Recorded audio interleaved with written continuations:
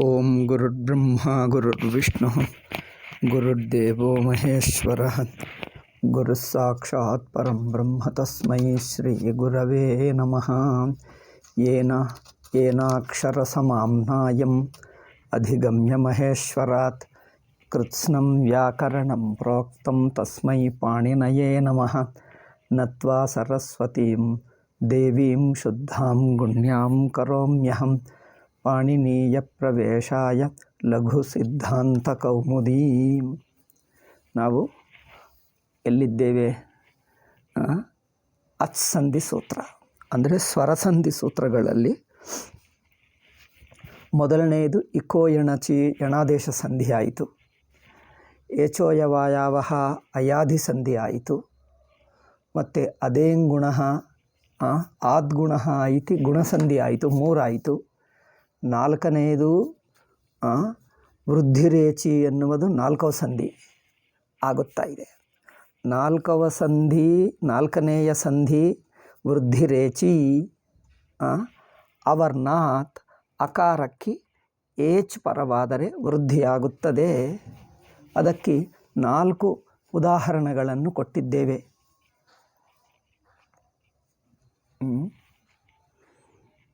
ಇಲ್ಲಿ ಟಿಪ್ಪಣಿಯಲ್ಲಿ ನೋಡಿ, ವೃತ್ತಿಯಲ್ಲಿ ಅವರೇನು ಹೇಳ್ತಾರೆ? ಗುಣಾಪವಾದ ಎಂದು ಹೇಳಿದ್ದಾರೆ. ನೀವು ನೋಡಿದ್ದೀರಾ? ಗುಣಾಪವಾದ, ಗುಣಸಂಧಿಗೆ ಅಪವಾದ ಅಂತ. ಗುಣ ಕಾರ್ಯ, ಗುಣಾದೇಶಕ್ಕೆ ಅಪವಾದ. ಹೇಗಂದರೆ ಆ ಇದೆ ಅಲ್ಲವೇ? ಹಾಗೆ ಅವರ್ಣಕ್ಕೆ ಅಚಿಪರೆ ಎಂದು ಸಾಮಾನ್ಯವಾಗಿ ಹೇಳ್ತೀವಿ. ಅಚಿ ಅಂದರೆ ಅದು ಅಚಿ ಮೇಲೆ, ಅಚಿ ಅಂದರೆ ಅಚ್ಚುಗಳು ಪರವಾದರೆ. ಇದು ಈ ಅಚಿ ಎಂಬ ಪದ ಇಕೋ ಎಣಚಿ ಎಂಬ ಮೇಲಿನ ಸೂತ್ರದಿಂದ ಬರುತ್ತಾ ಇದೆ. ಆದ್ದರಿಂದ ಅಚಿ ತಗೊಂಡಿದ್ದೇವೆ. ಆದರೆ ಇಲ್ಲಿ ಹಿಂದೆ ನಾನು ಏನು ಹೇಳಿದ್ದೇವೆ? ಅಕಾರಕ್ಕೆ ಇಕ್ಕು ಪರವಾದರೆ ಕೆಲವು ಗುಣಗಳನ್ನು ಬಿಟ್ಟು ಮಿಕ್ಕದಕ್ಕೆ ಅಂದರೆ ಅಚಿ ಅಂದರೆ ಎಲ್ಲ ಅಚ್ಚುಗಳಿಗೆ ಅಲ್ಲ, ಇದು ಗುಣಗಳಿಗೆ ಅಪವಾದ ಎಂದು ಹೇಳಿದ್ದಾರೆ. ನಿಜವಾಗಿ ಹೇಳಬೇಕಾದರೆ ಗುಣಗಳಿಗೆ ಅಲ್ಲ, ಸವರ್ಣ ದೀರ್ಘ ಸಂಧಿಗೆ ಅಪವಾದ, ಗುಣಸಂಧಿಗೆ ಅಪವಾದ. ಅದು ಹೇಗೆ? ಈಗ ಹೇಳ್ತೀನಿ ನೋಡಿ, ನಿಮಗೆ ಆಗ್ತದೆ. ಇದು ಅಚಿ ಅಂದರೆ ಅಚಿಯನ್ನು 3 ವಿಂಗಡ ಮಾಡೋಣ. ಅಚ್ಚಂದರೆ ಸ್ವರಗಳು. ಮೊದಲು ಆಕಿ ಆ ಪರವಾದರೆ ಮಿಕ್ಕದೇನು ಇಕ್, ಮತ್ತೆ ಏನು ಏಚ್. ಈ 3 ಸೇರಿಕೊಂಡು ಅಚ್ಚಾಗುತ್ತವೆ. ಅಕಾರ ಇಕಾರ ಏಚ್ 3 ಸೇರಿಸಿಬಿಟ್ಟರೆ ಅಚ್ಚಾಗುತ್ತದೆ. ಅಚ್ಚೆಂಬ ಪದ ಅಷ್ಟಾಧ್ಯಾಯಿಯಲ್ಲಿ ಇಕೋ ಎಣಚಿ ಎಂದು ಮೇಲಿನ ಸೂತ್ರದಿಂದ ಬರುತ್ತಾ ಇದೆ, ಅನುವೃತ್ತಿ. ಇದು ಅಕಾರಕ್ಕೆ ಅಚ್ಚು ಪರವಾದರೆ ಎಂದು ಹೇಳಿಬಿಟ್ರೆ ಈ 3 ಪರವಾದರೆ ಎಂದು ಆಗುತ್ತದೆ. ಆದ್ದರಿಂದ ಇದಕ್ಕೆ ಅಪವಾದ ಹೇಳಬೇಕು. ಅಕಾರವು ಪರವಾದರೆ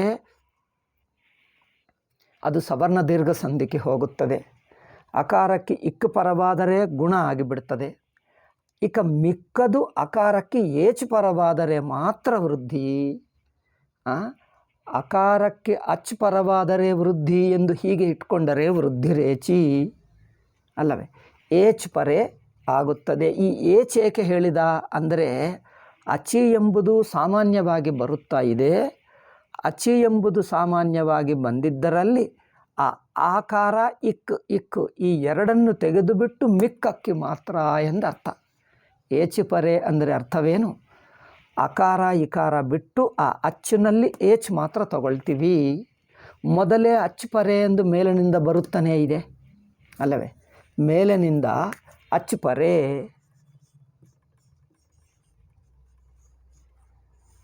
ಅಚ್ಚಿ ಎಂದು ಬರುತ್ತಾ ಇರುವಾಗ మరి ಇದರ ಮೇಲೆ ನೀವು ಏಚಿ ಏಕೆ ಹೇಳಿದ್ದೀರಿ? ಒಂದು ಮೇಲೆ ಒಂದು ಡಬಲ್ ಆಗಲ್ಲವ? ಅಂದರೆ ಅಚಿಪರೆ ಎಂದು ಹೇಳಿದ್ದರಲ್ಲಿ ಕೆಲವನ್ನು ಬಿಡಿಸುವುದಕ್ಕೆ ಏಚಿ ಎಂದು ಹೇಳಿಬಿಟ್ಟ. ಅದಕ್ಕೋಸ್ಕರ ಅಪವಾದ ಅಂದರೆ ಕ್ಯಾನ್ಸಲ್. ಅಚ್ಚಿ ಅಂದರೆ ಈ 3 ಆಗುತ್ತವೆ. ಅಚಿಪರೆ ಅಂದರೆ ಅಕಾರ ಇಕ್ಕು ಏಚು 3 ಆಗುತ್ತವೆ. ಆದ್ದರಿಂದ ಈ ಮೂರಲ್ಲ, ಏಚಿಗೆ ಮಾತ್ರ ಈ ಆ ಬಿಡುತ್ತೀವಿ, ಇಕ್ ಬಿಡುತ್ತೀವಿ. ಅದರಿಂದ ಅಚ್ಚಿನಲ್ಲಿ ಏಚು ಮಾತ್ರ ತಗೊಂಡು ಮಿಕ್ಕ ಎರಡು ಬಿಡುವುದಕ್ಕೆ ಅಂದರೆ ಏನು, ದೀರ್ಘಾಪವಾದ ಗುಣಾಪವಾದ. ಇಲ್ಲಿ ವೃತ್ತಿಕಾರರು, ವರದರಾಜರು ವೃತ್ತಿಕಾರರು ಗುಣಾಪವಾದ ಹೇಳಿದ್ದಾರೆ. ಗುಣಾಪವಾದವೇ ಅಲ್ಲ, ಈ ದೀರ್ಘಾಪವಾದವೂ ಹೇಳಬೇಕಿತ್ತು, ಅವರು ಹೇಳಲಿಲ್ಲ. ಏಕೆಂದರೆ ಅಕಾರಕ್ಕೆ ಅಕಾರ ಪರವಾದರೆ, ಅಕಾರಕ್ಕೆ ಇಕ್ಕ ಪರವಾದರೆ ಇದೇನು ದೀರ್ಘ, ಇದೇನು ಗುಣ. ಈಗ ಮಿಕ್ಕದು ಏಚು ಮಾತ್ರ. ಅದಕ್ಕೋಸ್ಕರ ಅಕಾರಕ್ಕೆ ಅಚಿ ಎಂಬ ಪದ ಬರುತ್ತಾ ಇರುವಾಗ ಏಚಿ ಏಕೆ ಹೇಳಿದ್ದೀರಿ ಅಂದರೆ, ಅಚಿಯಲ್ಲಿ ಏಚು ಮಾತ್ರ ತಗೋ, ಮಿಕ್ಕದು ಬಿಡು ಎಂದು ಹೇಳುವುದು. ಅಚಿ ಎಂದು ಪದ ಇದ್ದೇ ಇದೆ, ಏಕೆಂದರೆ ಮೇಲಿನಿಂದ ಅನುವೃತ್ತಿ ಬರುತ್ತಾ ಇದೆ. ಅದರಿಂದ ಅಚ್ಚಿನಲ್ಲಿ ಎಲ್ಲ ತಗೊಳ್ಳಕ್ಕಾಗಲ್ಲ. ಅಕಾರ ಬಂದರೆ ದೀರ್ಘಾದೇಶ, ಇಕ್ ಬಂದರೆ ಗುಣಾದೇಶ. ಈ ಎರಡನ್ನು ಕ್ಯಾನ್ಸಲ್ ಮಾಡಿ, ಅಪವಾದ ಅಂದರೆ ಈ ಎರಡನ್ನು ಬಿಟ್ಟು ಏಚ್ ಪರೇ ಇಟ್ಕೊಳ್ತೀವಿ. ಅಕಾರಕ್ಕೆ ಏಚ್ ಪರೇ ವೃದ್ಧಿ. ಇದಾಯಿತು, ನಮಗೆ ಹೇಳಿದ್ದೇವೆ. ನಾನು ಸ್ವಲ್ಪ ರಿಪೀಟ್ ಮಾಡ್ತೀನಿ, ಏಕೆಂದರೆ ನಾವು ಯಾವ ಟಾಪಿಕ್ನಲ್ಲಿದ್ದೇವೆ ಬರಬೇಕು. ನಾನು ಅಕಸ್ಮಾತ್ತಾಗಿ ವಿಷಯವನ್ನು ಶುರು ಮಾಡಿಬಿಟ್ರೆ ಎಲ್ಲಿದ್ದೇವೆ ಎಂದು ಗೊತ್ತಾಗಲ್ಲ. ಅದರಿಂದ ಸ್ವಲ್ಪ ಹಿಂದಿನದು ಹೇಳಿಕೊಂಡರೆ ಈಗ ಮುಂದುವರಿಯುವುದು ಗೊತ್ತಾಗ್ತದೆ. ಇದೇ ವೃದ್ಧಿರೇಚಿ 33ನೆಯ ಸೂತ್ರ. ನೀವು ಪುಸ್ತಕ ಇಟ್ಕೊಂಡ್ರೆ ಒಳ್ಳೆಯದು. ನಿಮ್ಮ ಪುಸ್ತಕ ಎಲ್ಲರ ಹತ್ತಿರ ಇದೆ ಅನಿಸುತ್ತದೆ, ಇರಬೇಕು. ಇಲ್ಲದಿದ್ದರೆ ಒಂದು ತೊಗೊಂಡು ಬಂದು ಇಟ್ಕೊಂಡು, ಯಾವುದೇ ಒಂದು ಲಘು ಪುಸ್ತಕ ಈ ಕಾಲದಲ್ಲಿ ಎಲ್ಲ ಕಡೆ ಸಿಗ್ತದೆ. ಏಕೆಂದರೆ ಇದು ಹೇಳಿದ್ದು ಅರ್ಥವಾಗಲ್ಲ. ನಾನು ಪುಸ್ತಕವನ್ನು ಇಟ್ಕೊಂಡು ಅದೇ ಕ್ರಮದಿಂದ ಹೇಳ್ತಾ ಇದ್ದೀನಿ. ಕೆಲವೊಮ್ಮೆ ಸ್ವಲ್ಪ ಹಿಂದೆ ಮುಂದೆ ಮಾಡ್ತೀನಿ, ಏಕೆಂದರೆ ಆ ಕ್ಲಾರಿಟಿಗೋಸ್ಕರ ಹಿಂದೆ ಮುಂದೆ ಮಾಡ್ತೀನಿ. ಓಕೆ, ವೃದ್ಧಿರೇಚಿ 33ನೇ ಸೂತ್ರ. ಇದಕ್ಕೆ ವೃತ್ತಿ ಓದ್ತಾ ಇದ್ದೀನಿ. ಆತ್ ಅವರ್ನಾಥ್ ಏಚಿ, ನೋಡಿ ಕಡ, ಆತ್ ಏಚಿ ಅವರ್ನಾಥ್ ಏಚಿ ಪರೇ ಅಲ್ಲವೇ, ಅವರ್ನಾಥ್ ಏಚಿ ಪರೇ ಏನಾಗುತ್ತದೆ, ವೃದ್ಧಿ. ಏಕಾದೇಶ, ಏಕಾದೇಶ ಅಂದರೆ ಪೂರ್ವಪರಯೋ, ಈ ಪೂರ್ವಕ್ಕೆ ಪರಕ್ಕೆ ಇದು ಹೇಳಿದ್ದೇವೆ, ಮತ್ತೊಂದು ಸಲ ಹೇಳ್ತೇವೆ. ಅವರ್ಣಕ್ಕೆ ಏನು, ಎ ಓ ಐ ಔ, ಈ 4 ಏಚ್ ಹೇಳಲ್ಪಡುತ್ತವೆ ಅಲ್ಲವೇ. ಇದು ಆ, ಅದೇ ಒಂದು ಆ ಹೇಳ್ತೀವಿ, ಮಿಕ್ಕದು ಡಿಟ್ಟೋ ಎಂದು ಹೇಳಿಬಿಡ್ತೀವಿ. ಆಕಿ ಎ ಪರವಾದರೆ ಅಲ್ಲವೇ. ಈಗ ಇದು ಅದೇ, ಇದು ಅದೇ, ಇದು ಅದೇ. ಅಕಾರಕ್ಕೆ ಏಚ್ ಪರವಾದರೆ ವೃದ್ಧಿ. ಏಕಪೂರ್ವಪರಯೋಹ ಎಂಬ ಸೂತ್ರ ಅಧಿಕಾರ ಬರ್ತಾ ಇದೆ. ಪೂರ್ವಪರಯೋಹ, ಪೂರ್ವಕ್ಕೆ ಪರಕ್ಕೆ ಎರಡರ ಸ್ಥಾನಕ್ಕೆ ಒಂದೇ. ಸಾಮಾನ್ಯವಾಗಿ ಷಷ್ಠಿ ವಿಭಕ್ತಿ ಹೇಳಿರುವ, ಶಕ್ತಿ ವಿಭಕ್ತಿ ಪದದಿಂದ ಹೇಳಿರುವ ಸ್ಥಾನದಲ್ಲೇ ಬರುತ್ತದೆ ಅಲ್ಲವೇ. ಇಲ್ಲಿ ಅವರ್ನಾಥ್ ಎನ್ನುವುದು ಪಂಚಮಿ ಮಾತ್ರ ಇದೆ, ಷಷ್ಠಿ ಇಲ್ಲ. ಅವರ್ನಾಥ್ ನೋಡಿ, ಆತ್ ಅಂದರೆ ಏನು, ವೃದ್ಧಿರೇಚಿಕೆ ಆದ್ಗುಣ ಸೂತ್ರದಿಂದ, ಆದ್ಗುಣ ಹಿಂದಿನ ಸೂತ್ರ, ಆದ್ಗುಣ ಎಂಬ ಹಿಂದಿನ ಸೂತ್ರ. ಇದು ಅಷ್ಟಾಧ್ಯಾಯಿ. ಅಷ್ಟಾಧ್ಯಾಯಿ ಸ್ವಲ್ಪ ಇಟ್ಕೊಂಡ್ರೆ ಒಳ್ಳೆಯದು, ಏಕೆಂದರೆ ಲಘು ಎನ್ನುವುದು ಇದು ವ್ಯಾಖ್ಯಾನ. ಲಘು ಕೌಮುದಿ ಎಂಬುದು ಅಷ್ಟಾಧ್ಯಾಯಿಗೆ ವ್ಯಾಖ್ಯಾನ ಆಗುವುದರಿಂದ ಮೂಲ ಟೆಕ್ಸ್ಟು ಲಘು ಕೌಮುದಿ ವ್ಯಾಖ್ಯಾನ. ಸಾಮಾನ್ಯವಾಗಿ ಜನರು ಲಘು ಕೌಮುದೇ ಓದಿಬಿಡುತ್ತಾರೆ, ಮೂಲ ಟೆಕ್ಸ್ಟ್ ಬಿಟ್ಟು ಬಿಡ್ತಾರೆ. ಆಧುನಿಕ ಶಾಲೆಯಲ್ಲಿ ಕೆಲವು ಕಡೆ ಟೆಕ್ಸ್ಟ್ ಕೊಂಡುಕೊಂಡು ನಮ್ಮ ಕ್ಲಾಸ್ಮೇಟ್ಸ್ ಅದೇ ಮಾಡುತ್ತಿದ್ದರು. ಟೆಕ್ಸ್ಟೇ ಇಟ್ಕೊಳ್ಳಲ್ಲ, ಗೈಡ್ ತೊಗೊಂಡು ಬಿಡ್ತಾರೆ, ಓದಿಬಿಟ್ಟು ಪರೀಕ್ಷೆ ಪಾಸ್ ಆಗ್ತೀವಿ ಅಂದ್ಕೊಳ್ತಾರೆ. ನಾವು ಟೆಕ್ಸ್ಟ್ ಬುಕ್ಕೇ ಓದಬೇಕು, ಗೈಡ್ ನಂತರ ಅದಕ್ಕೆ ಸಹಾಯಕ. ಹೀಗೆ ಲಘು ಕೌಮುದಿ ಎಂಬುದು ಅಷ್ಟಾಧ್ಯಾಯಿಗೆ ವ್ಯಾಖ್ಯಾನ. ಅಷ್ಟಾಧ್ಯಾಯಿ ಇಟ್ಕೊಳ್ಳಬೇಕು, ಲಘು ಕೌಮುದಿ ಇಟ್ಕೊಳ್ಳಬೇಕು. ಹೇಳಿದ್ದಾಗ ಆ ಸೂತ್ರ ಹೇಳಿದ್ದಾಗ ಅಷ್ಟಾಧ್ಯಾಯಿ ನೋಡಬೇಕು, ವೃತ್ತಿ ಉದಾಹರಣೆ ಹೇಳಿದ್ದಾಗ ಕೌಮುದಿ ನೋಡಬೇಕು. ಹಾಗೆ ಎರಡು ಪಕ್ಕದಲ್ಲಿ ಇಟ್ಕೊಂಡು ಓದುತ್ತಾ ಇರಬೇಕು. ಎರಡು ಪುಸ್ತಕಗಳು ಇರಲೇಬೇಕು, ಆವಾಗ ನಿಮಗಿದು ಸರಿಯಾಗಿ ಅರ್ಥವಾಗ್ತದೆ. ಆದ್ಗುಣ ಎಂಬುದು ಮೇಲಿನ ಸೂತ್ರ, ಹಿಂದಿನ ಸೂತ್ರ.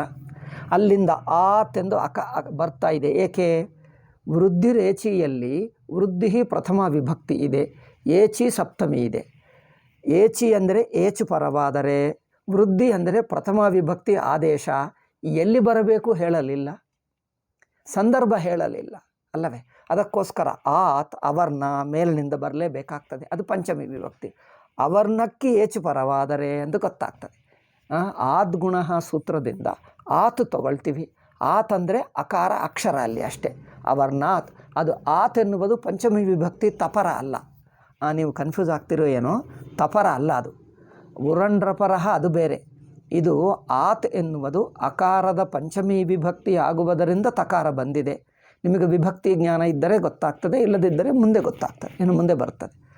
ಅಕಾರದ ಪಂಚಮಿ ವಿಭಕ್ತಿ ಆತ್, ಅದಕ್ಕೋಸ್ಕರ ವೃತ್ತಿಕಾರರು ಅವರ್ನಾಥ್ ಎಂದು ಹೇಳಿದ್ದಾರೆ. ಆತ್ ಅಥವಾ ಅವರ್ನಾಥ್ ಅದು ಪಂಚಮಿ ವಿಭಕ್ತಿ ತಪರ ಅಲ್ಲ. ಓಕೆ, ಆತ್ ಏಚಿ ಪರೇ, ಏಚ್ ಪರವಾದರೆ ಏನಾಗುತ್ತದೆ? ವೃದ್ಧಿ ಹೇಳಿದ್ದರು. ವೃದ್ಧಿ ಎಲ್ಲಿ ಬರಬೇಕು? ಷಷ್ಠಿ ವಿಭಕ್ತಿ ಇಲ್ಲವಲ್ಲ. ಷಷ್ಠಿ ವಿಭಕ್ತ್ಯಂತ ಪದ ಇದ್ದರೆ, ಷಷ್ಠಿ ವಿಭಕ್ತ್ಯಂತ ಪದ ಸೂತ್ರದಲ್ಲಿ ಷಷ್ಠಿ ವಿಭಕ್ತ್ಯಂತ ಪದ ಇದ್ದರೆ ಅದು ಯಾವ ಸ್ಥಾನದಲ್ಲಿ ಬರಬೇಕು ಎಂದು ಹೇಳುತ್ತಿತ್ತು. ಷಷ್ಠಿ ಸ್ಥಾನೇ ಯೋಗ ಎಂಬ ಸೂತ್ರದಿಂದ. ಇಲ್ಲಿ ಹೇಳಲಿಲ್ಲವಲ್ಲ. ಅಂದರೆ ಪೂರ್ವಪರಯೋ ಎಂದು ಅಧಿಕಾರ ಸೂತ್ರ ಬರುತ್ತಾ ಇದೆ. ಇದು ಮತ್ತೆ ಅಷ್ಟಾಧ್ಯಾಯ ನೋಡಬೇಕು. ಏಕಪೂರ್ವಪರಯೋ ಎಂದು ಸೂತ್ರ ಇದೆ. ಏಕಪೂರ್ವಪರಯೋ ಎಂಬುದು ಅಧಿಕಾರ ಸೂತ್ರ ಮೇಲಿನಿಂದ ಬರುತ್ತಾ ಇದೆ. ಅದರಿಂದ ಪೂರ್ವಪರ ಇದು ಎರಡರ ಸ್ಥಾನದಲ್ಲಿ ಏಕಃ ಒಂದೇ, ಅಂದರೆ ಎರಡಕ್ಕೆ ಒಂದೇ ಬಂದು ಬಿಡುತ್ತದೆ, ಎರಡು ಹೋಗುತ್ತವೆ. ಏನಾಗುತ್ತದೆ? ಆಕಿ ಏಕಿ ಎರಡರ ಮಧ್ಯದಲ್ಲಿ ಐ ಆಗುತ್ತದೆ. ಇದು ಅವು, ಐ ಅವು. ಹಾಗೆ ಅದಕ್ಕೆ ಉದಾಹರಣೆಗಳು ಕೊಟ್ಟರು. ಗುಣಾಪವಾದ ಎನ್ನುವುದು ವೃತ್ತಿಯಲ್ಲಿದೆ ನೋಡಿ. ಗುಣಾಪವಾದ ಇದು ನಾವು ಹಿಂದೆ ಬರೆದಿದ್ದೀನಿ ನೋಡಿ. ಗುಣಾಪವಾದ ಅಂದರೆ ಅಚ್ಚಿ ಪ್ರತ್ಯಾಹಾರದಲ್ಲಿ ಇಕ್ಕಕ್ಕೆ ಗುಣ ಬರುತ್ತದೆ, ಅಕಾರಕ್ಕೆ ದೀರ್ಘ ಬರುತ್ತದೆ ಎಂದು ಹೇಳಿ ಮಿಕ್ಕ ಅಚ್ಚಿನಲ್ಲಿರುವ ಮಿಕ್ಕ ಏಚಕು ಮಾತ್ರ ಬರುತ್ತದೆ. ಅದರಿಂದ ಇದು ಗುಣ ಅಪವಾದ.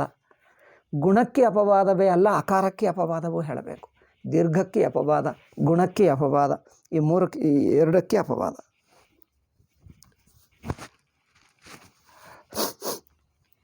ಆಯಿತಾ? ಸೊ ಇಲ್ಲಿ ಅಪವಾದ. ಈಗ ಕೃಷ್ಣೈಕತ್ವಂ, ಕೃಷ್ಣ ಏಕತ್ವಂ, ಕೃಷ್ಣೈಕತ್ವಂ ಉದಾಹರಣೆ ಆಯಿತು. ಮತ್ತು ಗಂಗಾ ಪ್ಲಸ್ ಔಗಹ, ಗಂಗೌಗಹ, ಗಂಗಾ ಪ್ಲಸ್ ಓಘಃ. ಓಘ ಅಂದರೆ ಪ್ರವಾಹ, ಗಂಗಾ ಅಂದರೆ ಗಂಗಾ, ಗಂಗಾ ಅಕಾರ ಅಂತ ಪದ, ಗಂಗಾ ದೀರ್ಘ ಆಗುತ್ತದೆ. ಓಘಃ, ಓಘ ಅಂದರೆ ಪ್ರವಾಹ. ಗಂಗೌಗಹ ಅಂದರೆ ಗಂಗಾ ಪ್ಲಸ್ ಓಘಃ ಎರಡು ಸೇರಿಬಿಟ್ಟರೆ ಎರಡು ಜಾಗದಲ್ಲಿ ಔಕಾರ ಬರುತ್ತದೆ, ಗುಣ ಬರಲ್ಲ. ಗಂಗೋಗಹ ಹೇಳಬಾರದು, ಗಂಗೌಗಹ, ಗಂಗೌಗಹ. ಅದರಿಂದ ಗಂಗಾಯಾ ಪ್ರವಾಹ ಗಂಗೌಗಹ, ಗಂಗೆಯ ಪ್ರವಾಹ ಎಂದರ್ಥ. ಈಗ ಮುಂದಿಂದು ದೇವೈಶ್ವರ್ಯಂ, ದೇವ ಐಶ್ವರ್ಯ. ದೇವ ಐಶ್ವರ್ಯ ಎರಡಿದ್ದರೆ ಏನು ಬರಬೇಕು? ಇದರಲ್ಲಿ ಐಕಾರವೇ ಬರುತ್ತದೆ. ಅಂದರೆ ಒಂದು ಐಕಾರವು ಎರಡರ ಸ್ಥಾನದಲ್ಲಿ ಬಂದುಬಿಡುತ್ತದೆ, ದೇವೈಶ್ವರ್ಯಂ. ಹಾಗೆ ಮುಂದಿಂದು ಕೃಷ್ಣ ಉತ್ಕಂಠ್ಯಂ, ಕೃಷ್ಣ ಉತ್ಕಂಠ, ಕೃಷ್ಣ ಔತ್ಕಂಠ್ಯಂ, ಔತ್ಕಂಠ್ಯಂ ಉತ್ಸಾಹ ಏನಿದೆ, ಕೃಷ್ಣ ಉತ್ಕಂಠ್ಯಂ ಆಗುತ್ತದೆ. ಇಷ್ಟುವರೆಗೂ ಹಿಂದೆ ಹೇಳಿದ್ದೇವೆ. ಮತ್ತೊಂದು ಸಲ ರಿವಿಷನ್. ಈಗ ಮುಂದುವರಿಯೋಣ. ಇವತ್ತಿನ ಪಾಠ 35ನೆಯ ಸೂತ್ರ. ಏತ್ಯೇದತ್ಯೂತ್ಸು ವೃದ್ಧಿರೇಚಿ, ವೃದ್ಧಿ ಸಂಧಿಯನ್ನು ಹೇಳಿದ ನಂತರ ವೃದ್ಧಿ ಕಾರ್ಯ, ವೃದ್ಧಿ ಸಂಧಿ ಅಂದರೆ ವೃದ್ಧಿ ಕಾರ್ಯ. ವೃದ್ಧಿ ಸಂಧಿ ಹೇಳಬಾರದು ನಿಜವಾಗಿ ನೋಡಿದ್ದರೆ, ಮರಿ ಏನೋ ಎಲ್ಲರೂ ಹೇಳ್ತಾರೆ, ಅದು ಪದ ಬಂದುಬಿಟ್ಟಿದೆ. ಸಂಧಿ ಅಂದರೆ ವೃದ್ಧಿಗೆ ಅವಕಾಶವಿರುವ ಸಂಧಿ. ಅಂದರೆ ಸಂಧಿಯಲ್ಲಿ ವೃದ್ಧಿ ಕಾರ್ಯ ಬರುತ್ತದೆ ಎಂದರ್ಥ. ವೃದ್ಧಿ ಕಾರ್ಯ ಬರುವ ಸಂಧಿ, ಅದರಿಂದ ವೃದ್ಧಿ ಸಂಧಿ ಆಯಿತು. ಈಗ ನೋಡಿ, ಕೆಲವು ಅಪವಾದಗಳು. ಪಾಣಿನಿ ತನ್ನ ಸೂತ್ರದಲ್ಲಿ ವೃದ್ಧಿರೇಚಿ ಎಂದು ಹೇಳಿದ ನಂತರ 88 ಅಂದರೆ 88th ಸೂತ್ರ ನಂತರ ಇದು 89th ಸೂತ್ರ, 89ನ ಸೂತ್ರ. 89 ಎಸ್. ಸೊ 88ನ ಸೂತ್ರ ನಂತರ 89ನೆಯ ಸೂತ್ರ. ಏತ್ಯೇದತ್ಯೂಟ್ಸು, ವೃದ್ಧಿರೇಚಿ ಹೇಳಿದ ನಂತರ ಕೆಲವು ಅಪವಾದಗಳು ಹೇಳ್ತಾನೆ. ಅಪವಾದ ಪ್ರಯೋಗಗಳು ಮೊದಲೇ ಹೇಳಿಬಿಡ್ತಾನೆ. ನೋಡೋದು ಪ್ರಾರಂಭಿಕ ವಿದ್ಯಾರ್ಥಿಗಳಿಗೆ ಕಷ್ಟ ಆಗ್ತದೆ. ಈ ಏತ್ಯೇದತ್ತಿ ಬಿಡಬೇಕಿತ್ತು, ಲಘು ಕೌಮುದಿಯಲ್ಲಿ ಸೇರಿಸಬಾರದಿತ್ತು. ಬಟ್ ಏನು ಅವರು ಹೇಳಿದ್ದಾರೆ ಸ್ವಲ್ಪ ನೋಡೋಣ. ಅಂದರೆ ಪ್ರತಿ ನಿಯಮಕ್ಕೆ ಕೆಲವು ಅಪವಾದಗಳಿರುತ್ತವೆ. ಹಾಗೆ ವೃದ್ಧಿಯಲ್ಲಿ ಬರಬೇಕು, ಕೆಲವು ಕಡೆ ವೃದ್ಧಿ ಬರಲ್ಲ, ಕೆಲವು ಕಡೆ ಬೇರೆ ಅವಕಾಶವಿರುವ ಗುಣವು ಅವಕಾಶವಿರುವ ಕಡೆಯೂ ವೃದ್ಧಿ ಬರುತ್ತದೆ. ಇದು ಎಕ್ಸೆಪ್ಷನ್. ಇಲ್ಲಿ ನೋಡಿ, ಏತ್ಯೇದತ್ಯೂಟ್ಸು ಅಕಾರಕ್ಕೆ ಏತಿ, ಏಧತಿ, ಊಟಿ 3 ತಗೊಳ್ಳೋಣ. ಏತಿ ಅವರ್ನಾಥ್. ನಿಮಗೆ ಕಂಡು ಬರ್ತಾ ಇದೆಯಾ ಗೊತ್ತಿಲ್ಲ, ನನ್ನ ಬೋರ್ಡು ಇಲ್ಲಿ ಬೋರ್ಡ್ ಸರಿಯಾಗಿ ಇಡೋದಕ್ಕೆ ಅವಕಾಶ ಇಲ್ಲ. ಈಗ ಕಂಡು ಬರ್ಬೋದು. ಏತಿ, ಏತಿ ಒಂದು ಪದ ಇದೆ, ಕ್ರಿಯಾಪದ. ಏಧತಿ, ಏತಿ ಏಧತೆ, ಏಧತೆ ಇರಬೇಕಲ್ಲವೇ? ಏತಿ ಏಧತಿ, ಏಧತೆ ಇರಬೇಕು ನಿಜವಾಗಿ. ಏಧತಿ ಆಗಲ್ಲ, ಯಾಕಂದರೆ ಅದು ಆತ್ಮನೇ ಪದ. ಅದು ಏಧತೆ ಧಾತು ಆತ್ಮನೇ ಪದ. ಅವರು ಏಕೊಮ್ಮರೆ ಏಧತಿ ಹೇಳಿಬಿಟ್ರು. ಅಂದರೆ ಅದು ಸ್ತಿಪ್ಪು ಪತ್ತೆ ಸೇರಿಸಿಕೊಂಡು ಏಧತೆ ಹೇಳಿದ್ದಾರೆ. ಅದು ಬಿಡಿ, ಆ ಟೆಕ್ನಿಕಲ್ ಪಾಯಿಂಟ್ ಈಗ ಬೇಡ, ಮುಂದೆ ಹೇಳ್ತೀನಿ. ಏಧತೆ, ಊಟ್, ಊಹಃ. ಓಕೆ, ಈ 3 ಪದಗಳು. ಇಲ್ಲಿ ನಿಜವಾಗಿ ನೋಡಿದ್ದರೆ ಆಕಿ ಎ ಬರಬೇಕಾದರೆ ಏನಾಗುತ್ತದೆ? ವೃದ್ಧಿ ಬರಲೇಬೇಕು, ಏನಲ್ಲವೇ? ವೃದ್ಧಿರೇಚಿ ಸೂತ್ರದಿಂದ ಅಕಾರಕ್ಕೆ ಏಕಾರ ಪರವಾದರೆ ಆ ಪ್ಲಸ್ ಎ ಐ. ಅದು ಉದಾಹರಣೆ ಏನು? ಏತ್ಯೇದತ್ಯೂಟ್ಸು. ಉದಾಹರಣೆ ನೋಡ್ತೀವಿ ನೋಡಿ. ಉಪೈತಿ. ವೃತ್ತಿ ಓದ್ತೀನಿ ನೋಡಿ, ಸೂತ್ರ ಓದಿದ ನಂತರ ವೃತ್ತಿ ಓದ್ತೀನಿ ನೋಡಿ. ಅವರ್ನಾಥ್ ಅಕಾರದಿಂದ ಏಜಾದ್ಯೋಹ್. ಏಜಾದ್ಯೋಹ್ ಅಂದರೆ ಏನು? ಏಚ್. ಏಚು ಮೊದಲಾಗಿರುವಂಥ ಏಜಾದ್ಯೋಹೋ ಏನು? ಏಚಿನಿಂದ ಶುರುವಾಗುವ ಏನು? ಏತಿ ಏಧತಿ ಊಟಿ. 3 ಪದಗಳು ಕೊಟ್ಟರು. ಏತ್ಯೇಧತ್ಯೂಟ್ ಊಟ್ಸು, ಏತಿ ಏಧತಿ ಊಟ್ ಊಟ್ಸು ಎಂದು 3 ಸೇರಿಸಿಬಿಟ್ಟಾರೆ. ಏತ್ಯೇಧತ್ಯೂಟ್ಸು. ಟಕಾರ ಏಕೆ ಬಂದಿದೆ ಅಂದರೆ ಅದು ಬಹುವಚನ ಮಾಡಿದ್ದಾಗ ಟಾ ಬರುತ್ತದೆ. ನಿಜವಾಗಿ ಅದು ಊಹಪದ. ಊಹಪದಕ್ಕೆ ಟಾ ಏಕೆ ಸೇರಿಸಿದ್ದಾರೆ? ಅದು ನೀವು ಸುಬಂತಗಳು ಕಲಿಯುವಾಗ ಹೇಳಬಹುದು. ಹಕಾರ ಟಕಾರ ಆಗುತ್ತದೆ, ಅದು ಬೇರೆ. ಏತಿ ಏಧತಿ ಊಟ್ಸು ಅಂದರೆ ಅಕಾರಕ್ಕೆ ಏತಿ ಏಧತೆ ಊಟ್ ಈ 3 ಪದಗಳು ಪರವಾದಾಗ ವೃದ್ಧಿ ಬರುತ್ತದೆ. ಸಂದೇಹ ಇದು ನೋಡಿ. ಪರೇ ವೃದ್ಧಿ ರೇಖಾದೇಶ ಸ್ಯಾತ್. ಇದು ಏನಪ್ಪ? ಅಕಾರಕ್ಕೆ ಏತಿ ಬಂದರೆ ವೃದ್ಧಿ ಬರ್ತದೆ, ಸಾಮಾನ್ಯ ನಿಯಮವೇ. ಇಲ್ಲಿ ಸ್ಪೆಷಲ್ ಆಗಿ ಏಕೆ ಹೇಳುವುದು? ಅಕಾರಕ್ಕೆ ಏಧತೆ ಬಂದರೆ ಐ ಯಾಗೆ ಬಿಡ್ತದೆ, ಮತ್ತೆ ಹೇಳುವುದೇಕೆ ಅಂದರೆ ಇದಕ್ಕೆ ಈ ವೃದ್ಧಿ ಸಂಧಿಗೆ ವೃದ್ಧಿ ಬರಬೇಕಿತ್ತು. ವೃದ್ಧಿ ಸಂಧಿಯನ್ನು ಬಾಧ ಮಾಡಿ ಒಂದು ಏಂಗಿ ಪರರೂಪಂ ಎಂದು ಮುಂದಿನ ಸೂತ್ರ 38ನೆಯ ಸೂತ್ರ. ಈಗ ನಾವು ಓದುತ್ತಿದ್ದು 34ನೆಯ ಸೂತ್ರ. ಲಘು ಕೌಮುದಿಯಲ್ಲಿ 34ನೆಯ ಸೂತ್ರ. ಇದಾದ ನಂತರ ಇನ್ನು 1, 2, 3 ಸೂತ್ರಗಳ ನಂತರ ಏಂಗಿ ಪರರೂಪಂ ಎಂದು ಬರಲಿದೆ. 38ನೆಯ ಸೂತ್ರದಲ್ಲಿ ಈ ಏಂಗ್ ಪರವಾದರೆ ಪರರೂಪ ಸಂಧಿ ಬರಬೇಕು ಎಂದು ಒಂದು ನಿಯಮ ಇದೆ. ಅದೇನು ಮಾಡ್ತದೆ? ಸ್ವಲ್ಪ ಕಾಂಪ್ಲಿಕೇಶನ್, ನಿಧಾನವಾಗಿ ಹೇಳಿ. ವೃದ್ಧಿಯನ್ನು ಬಾಧಿಸಿ ಪರರೂಪ ಬರುತ್ತದೆ. ವೃದ್ಧಿ ಎನ್ನುವುದು ಸಾಮಾನ್ಯ ನಿಯಮ, ಪರರೂಪ ಎನ್ನುವುದು ಎಕ್ಸೆಪ್ಷನಲ್ ಆಗುವುದರಿಂದ ಕೆಲವಕ್ಕೆ ಮಾತ್ರ ಹೊಂದುತ್ತದೆ, ಕೆಲವಕ್ಕೆ ಮಾತ್ರ ಅನ್ವಯವಾಗುತ್ತದೆ. ಈಗ ಏನು ಹೇಳ್ತಾ ಇದ್ದಾರೆ? ಏಂಗಿ ಪರರೂಪಂಗೆ ಮತ್ತೆ ಅಪವಾದಕ್ಕೆ ಅಪವಾದ ನೋಡಿ. ಏಂಗಿ ಪರರೂಪಂ ಸೂತ್ರ ಮುಂದೆ ಬರುತ್ತದೆ. ಅದಕ್ಕೆ ಪರರೂಪವು ಬರಬೇಕು. ವೃದ್ಧಿಯನ್ನು ಕ್ಯಾನ್ಸಲ್ ಮಾಡಿ, ವೃದ್ಧಿಯನ್ನು ಬಾಧ ಮಾಡಿ, ಬಾಧ ಅಂದರೆ ಕ್ಯಾನ್ಸಲ್, ವೃದ್ಧಿಯನ್ನು ಬಾಧ ಮಾಡಿ ಕ್ಯಾನ್ಸಲ್ ಮಾಡಿ ಪರರೂಪ ಬರುತ್ತದೆ ಕೆಲವು ಕಾಂಟೆಕ್ಸ್ನಲ್ಲಿ ಎಂದು ಹೇಳಿದ. ಅದು ಬಂದಾಗ ನೋಡೋಣ.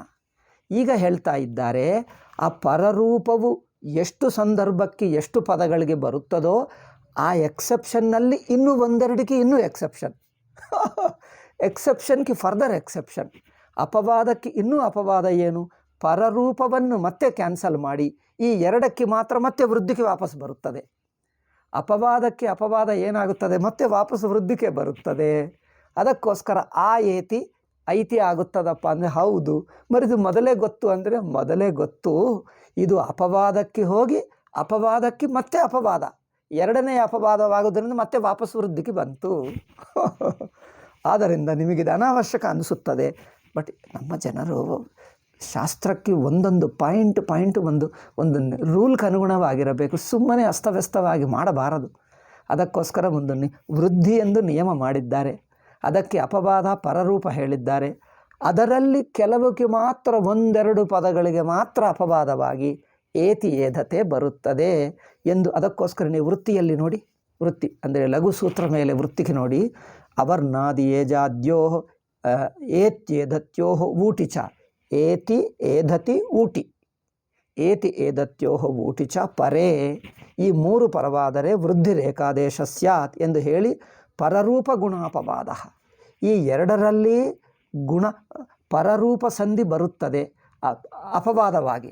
ಆ ಪರರೂಪ ಸಂಧಿಗೆ ಕ್ಯಾನ್ಸಲ್ ಮಾಡಿ ಮತ್ತೆ ವೃದ್ಧಿ ಬರುತ್ತದೆ. ಇಲ್ಲಿ ನೋಡಿ ಗುಣ ಬರಬೇಕಿತ್ತು, ಆಕೆ ಊಹ ಗುಣ ಬರಬೇಕು. ಇದು ಅಲ್ಲವೇ? ಆಕೆ ಉದಾಹರಣೆ ಹೇಳ್ತೀನಿ, ಮೊದಲು ಇದು ಕೇಳಿ ನಂತರ ಉದಾಹರಣೆ ಹೇಳ್ತೀನಿ. ಆಕೆ ಊಹ ಬಂದರೆ ಇದು ಗುಣ ಬರಬೇಕಿತ್ತು, ಇದು ಗುಣ ಬರಬೇಕಿತ್ತಲ್ಲ, ಅದಕ್ಕೋಸ್ಕರನೇ ಗುಣವನ್ನು ಕ್ಯಾನ್ಸಲ್ ಮಾಡ್ತದೆ. ಗುಣವನ್ನು ಕ್ಯಾನ್ಸಲ್ ಮಾಡಿ ವೃದ್ಧಿ ಬರುತ್ತದೆ. ಈ ಎರಡರಲ್ಲಿ ಪರರೂಪವನ್ನು ಕ್ಯಾನ್ಸಲ್ ಮಾಡಿ ಮತ್ತೆ ವೃದ್ಧಿ ವಾಪಸ್ ಬರುತ್ತದೆ. ಇಲ್ಲಿ ಗುಣವನ್ನು ಕ್ಯಾನ್ಸಲ್ ಮಾಡಿ ವೃದ್ಧಿ ಬರುತ್ತದೆ. ಅದಕ್ಕೋಸ್ಕರ ಈ ವೃತ್ತಿಕಾರರು ಏನು ಹೇಳಿದ್ದಾರೆ ವರದರಾಜರು? ಪರರೂಪ ಗುಣ ಅಂದರೆ ಪರರೂಪ ಗುಣಾಪವಾದ ಎಂದು ಪದ ಹೇಳಿದ್ದಾರೆ. ಅದಕ್ಕೆ ಅರ್ಥವೇನೆಂದರೆ ಪರರೂಪ ಅಪವಾದ ಗುಣ ಅಪವಾದ ಎರಡು ಪದಗಳನ್ನು ಇಟ್ಕೊಳ್ಳಬೇಕು, ಎರಡು ಬಿಡಿಸಿ ಹೇಳಬೇಕು. ಈ ಎರಡು ದೃಷ್ಟಾಂತಗಳಲ್ಲಿ, ಈ ಎರಡು ಉದಾಹರಣೆಗಳಲ್ಲಿ ಪರರೂಪಕ್ಕೆ ಅಪವಾದ ಆಗುತ್ತದೆ, ಈ ಊಹಕ್ಕೆ ಗುಣಕ್ಕೆ ಅಪವಾದ ಆಗುತ್ತದೆ. ಅದರಿಂದ ಈ ಎರಡು ಸೇರಿಸಿಬಿಟ್ಟು ಪರರೂಪ ಗುಣಾಪವಾದ. ಈ ಎರಡು ಉದಾಹರಣೆಗಳಲ್ಲಿ ಪರರೂಪಕ್ಕೆ ಅಪವಾದ ಬರುತ್ತದೆ, ಇದಕ್ಕೇನೋ ಗುಣಕ್ಕೆ ಅಪವಾದ ಬರುತ್ತದೆ ಅಲ್ಲವೇ? ಪರರೂಪ ಗುಣಾಪವಾದ. ಆಯಿತಾ? ಸೊ ಇದು ತೆಗೆದುಬಿಟ್ಟು ನಾನೀಗ ಉದಾಹರಣೆಯನ್ನೇ ಹೇಳ್ತೀನಿ, ನಿಮಗೆ ಅರ್ಥವಾಗ್ತದೆ. ಉದಾಹರಣೆ ಏನು? ಉಪ ಏತಿ, ಇದು ಉಪ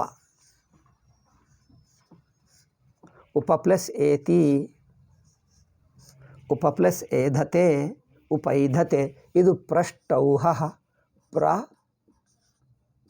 ಪೃಷ್ಠ ಊಹ. ಈಗ ಅರ್ಥವಾಗ್ತದೆ ನೋಡಿ. ಇಲ್ಲಿ ಉಪ ಪ್ಲಸ್ ಏತಿ ಮೊದಲು ವೃದ್ಧಿ ಬರಬೇಕಿತ್ತು, ವೃದ್ಧಿಯನ್ನು ಕ್ಯಾನ್ಸಲ್ ಮಾಡಿ ಪರರೂಪ ಬಂತು. ಆ ಪರರೂಪದಲ್ಲಿ ಕೆಲವಕ್ಕೆ ಮಾತ್ರ ಮತ್ತೆ ಕ್ಯಾನ್ಸಲ್ ಮಾಡಿ ಮತ್ತೆ ವೃದ್ಧಿಗೆ ವಾಪಸ್ ಬಂತು. ಅದರಿಂದ ಉಪ ಏತಿ ಏನಾಗುತ್ತದೆ? ಉಪೈತಿ. ಆಕಿ ಏಕಿ ಐ ಬರುತ್ತದೆ. ಓಕೆ, ಅದಕ್ಕೋಸ್ಕರ ಉದಾಹರಣೆಯಲ್ಲಿ ಕೊಟ್ಟರು ಉಪೈತಿ. ಅರ್ಥವೇನು? ಉಪ ಸಮೀಪ, ಏತಿ ಅಂದರೆ ಗಚ್ಚತಿ, ಏತಿ ಅಂದರೆ ಗಚ್ಚತಿ. ಈ ಧಾತುವು ಅದಕ್ಕೆ ಏತಿ ರೂಪ. ಇದು ಏನೆಂದರೆ ಪ್ರಥಮ ಪುರುಷ ಏಕವಚನ, ಅಂದರೆ ಥರ್ಡ್ ಪರ್ಸನ್ ಸಿಂಗುಲರ್, ಪ್ರಥಮ ಪುರುಷ ಏಕವಚನ. ಏತಿ ಇತಃ ಯಂತಿ, ಇದು ದ್ವಿತೀಯ ಗಣ ಆಗುತ್ತದೆ, ಇದು ಮುಂದೆ ಬಂದಾಗ ಬರುತ್ತದೆ. ಏತಿ ಅಂದರೆ ಗಚ್ಚತಿ, ಹೋಗುತ್ತಾನೆ. ಉಪ ಸಮೀಪಕ್ಕೆ, ಏತಿ ಎರಡು ಸೇರಿಸಿಬಿಟ್ರೆ ಉಪೈತಿ, ಸಮೀಪಕ್ಕೆ ಹೋಗುತ್ತಾನೆ. ಉಪೈತಿ ಹತ್ತಿರಕ್ಕೆ ಹೋಗುತ್ತಾನೆ ಎಂದರ್ಥ. Goes to him, approaches him ಎಂದರ್ಥ, ಅವರ ಕಡೆ ಹೋಗುತ್ತಾನೆ ಅಂದರ್ಥ. ಉಪೈತಿ. ಮತ್ತು ಉಪ ಪ್ಲಸ್ ಏಧತೆ, ಏಧ ಅಂದರೆ ಏಧವೃದ್ಧವು, ಏಧ ಅಂದರೆ ವೃದ್ಧಿ ಹೊಂದುಟ, ಅಂದರೆ ಬೆಳೆಯುವುದಂದರೆ ಎಕ್ಸ್ಪ್ಯಾಂಡಿಂಗ್, ಗ್ರೋಯಿಂಗ್ ಎಂದರ್ಥ. ಉಪ ಏಧತೆ ಮೊದಲು ವೃದ್ಧಿ ಬರಬೇಕಿತ್ತು, ವೃದ್ಧಿಯನ್ನು ಬಾಧಿಸಿ ಅಂದರೆ ಕ್ಯಾನ್ಸಲ್ ಮಾಡಿ ಪರರೂಪ ಸಂಧಿ ಬಂತು. ಪರರೂಪದಲ್ಲಿ ಕೆಲವಕ್ಕೆ ಮಾತ್ರ ಬಾಧಿಸಿ ಮತ್ತೆ ವೃದ್ಧಿಗೆ ವಾಪಸ್ ಬರುತ್ತದೆ. ಅದರಿಂದ ಉಪ ಏಧತೆ ಉಪೈಧತೆ ಆಗುತ್ತದೆ. ಉದಾಹರಣೆಯಲ್ಲಿ ನೋಡಿ, ಉಪೈಧತೆ ಅಂದರೆ ಸಮೀಪದಲ್ಲಿ ಬೆಳೆಯುತ್ತಾನೆ ಎಂದರ್ಥ. ಉಪೈಧತೆ. ಆಯಿತಾ? ಇಕ ಪೃಷ್ಟೌಹ,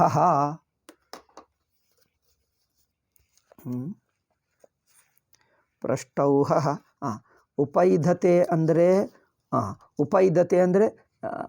ಸಮೀಪಕ್ಕೆ, ಅದು ಸಮೀಪಕ್ಕೆ ಹೋಗುತ್ತಾನೆ ಎಂದರ್ಥ. ಏಧತೆ ಅಂದರೆ ವೃದ್ಧಿ ಹೊಂದುವುದು, ಸಮೀಪಕ್ಕೆ ವೃದ್ಧಿ ಹೊಂದುತ್ತಾನೆ ಅಂದರೆ ಹತ್ತಿರಕ್ಕೆ ಬರುತ್ತಾನೆ, ಅಪ್ರೋಚಸ್ ಎಂದರ್ಥ. ಉಪೈಧತೆ ಹತ್ತಿರಕ್ಕೆ ಅಂದರೆ ಹಿ ಮೂವ್ಸ್ ಟುವರ್ಡ್ಸ್ ಹಿಮ್, ಅವರ ಹತ್ತಿರಕ್ಕೆ ಹೋಗುತ್ತಾನೆ ಎಂದರ್ಥ. ಪೃಷ್ಟೌಹ ಅಂದರೆ ಏನೆಂದರೆ ಪೃಷ್ಠ ಔಹ, ಪೃಷ್ಠ ಊಹ, ಪೃಷ್ಟೌಹ. ಇದಕ್ಕೆ ಅರ್ಥವೇನೆಂದರೆ ಆ ಕಾಲದಲ್ಲಿ ಈಗಲೂ ಬಳಸ್ತಾರೆ.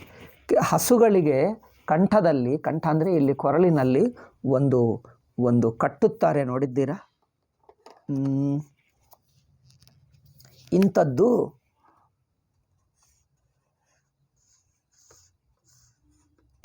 ಒಂದು ಕಟ್ಟುತ್ತಾರೆ ಅದರ ಕೊರಳಿಗೆ. ಏಕೆ ಕಟ್ಟುತ್ತಾರೆ ಅಂದರೆ ಕೆಲವೊಮ್ಮೆ ಅದು ಯಾರು ಮಾತು ಕೇಳಲ್ಲ, ತುಂಬ ಕಷ್ಟವಾಗ್ತದೆ, ಬೇಗ ಓಡಿ ಹೋಗುತ್ತದೆ. ಅದು ಕಳ್ಳ. ಕೆಲವು ಹಸುಗಳು ಕಳ್ಳ ಇದ್ದು ಎಲ್ಲೆಲ್ಲೋ ಹೋಗುತ್ತದೆ, ಯಾರ ಮಾತು ಕೇಳಲ್ಲ. ಅದಕ್ಕೋಸ್ಕರ ಇದು ಕೊರಳಿನಲ್ಲಿ ಕಟ್ಟಿದ್ದರೆ ಈ ಅಗಲ ಇರುತ್ತದೆ ನೋಡಿ, ಹೀಗೆ ಇದೇನೋ ಹೀಗೆ ಉದ್ದ ಒಂದು ಕೋಲು ಇರುತ್ತದೆ, ಎಲ್ಲಿ ಕಟ್ಟುತ್ತಾರೆ. ಇದು ಅಗಲ ಆಗುವುದರಿಂದ ಕಾಲು ಮುಂದುವರಿಯುವಾಗ ಕಾಲು ಕಡ್ಡಿ ಆಗ್ತದೆ, ಬೇಗ ಓಡಿ ಹೋಗೋಕ್ಕಾಗಲ್ಲ. ಅದು ಪಾಪ ಬೇಗ ಪ್ರಯತ್ನ ಮಾಡಿದರೆ ನಿಧಾನವಾಗಿ ಹೋಗ್ತದೆ, ಯಾಕಂದರೆ ಕಾಲಕ್ಕೆ ಹೊಡೆಯುತ್ತದೆ ಅದು. ಅದನ್ನು ಪ್ರಷ್ಟೌಹ ಎನ್ನುವುದು ಒಂದು ಇಂಥ ವಸ್ತುವನ್ನು ಕೊರಳಿನಲ್ಲಿ ಕಟ್ಟುತ್ತಾರೆ, ಅದಕ್ಕೆ ಪ್ರಷ್ಟೌಹ ಎಂದು ಹೇಳ್ತಾರೆ. ಅದಕ್ಕೆ ಏನು ಹೇಳ್ತಾರೋ ನಮ್ಮ ಕನ್ನಡ ಭಾಷೆಯಲ್ಲಿ ನನಗೆ ಗೊತ್ತಿಲ್ಲ, ಅದು ಹಳ್ಳಿ ಜನರಿಗೆ ಗೊತ್ತಿರಬೇಕು. ನಾನು ಹಳ್ಳಿಯಲ್ಲಿದ್ದೆ, ಬಟ್ ಅದು ಮರ್ತು ಹೋದೆ, ಅದೇನೋ ಹಳ್ಳಿ. ಅದು ನಾನು ಹಳ್ಳಿಯಲ್ಲಿ ಅಲ್ಲಿ ಬೇರೆ ಕಡೆ ಇದ್ದೆ, ಇಲ್ಲಿಲ್ಲ ಕರ್ನಾಟಕದಲ್ಲಿ, ಅದರಿಂದ ನನಗೂ ಗೊತ್ತಿಲ್ಲ. ಅದು ಏನೋ ಹೇಳುತ್ತಾರೆ, ನಾನು ಕೇಳ್ತೀನಿ, ಕನ್ನಡಿಗರನ್ನು ಕೇಳಿದರೆ ಗೊತ್ತಾಗ್ತದೆ, ಅಥವಾ ನಿಮಗೆ ಅರ್ಥವಾಗಿರ್ಬೋದು. ನಾನು ವಿಷಯ ಹೇಳ್ತೀನಿ. ಪ್ರಷ್ಟೌಹ ಕನ್ನಡ ಪುಸ್ತಕದಲ್ಲಿರ್ಬಹುದಾ? ಒಂದು ನಿಮಿಷ, ಈಗಲೇ ಹೇಳ್ತೀನಿ ನೋಡಿ. ಇಲ್ಲಿ ಒಂದು ಕನ್ನಡ ಪುಸ್ತಕ ಇದೆ.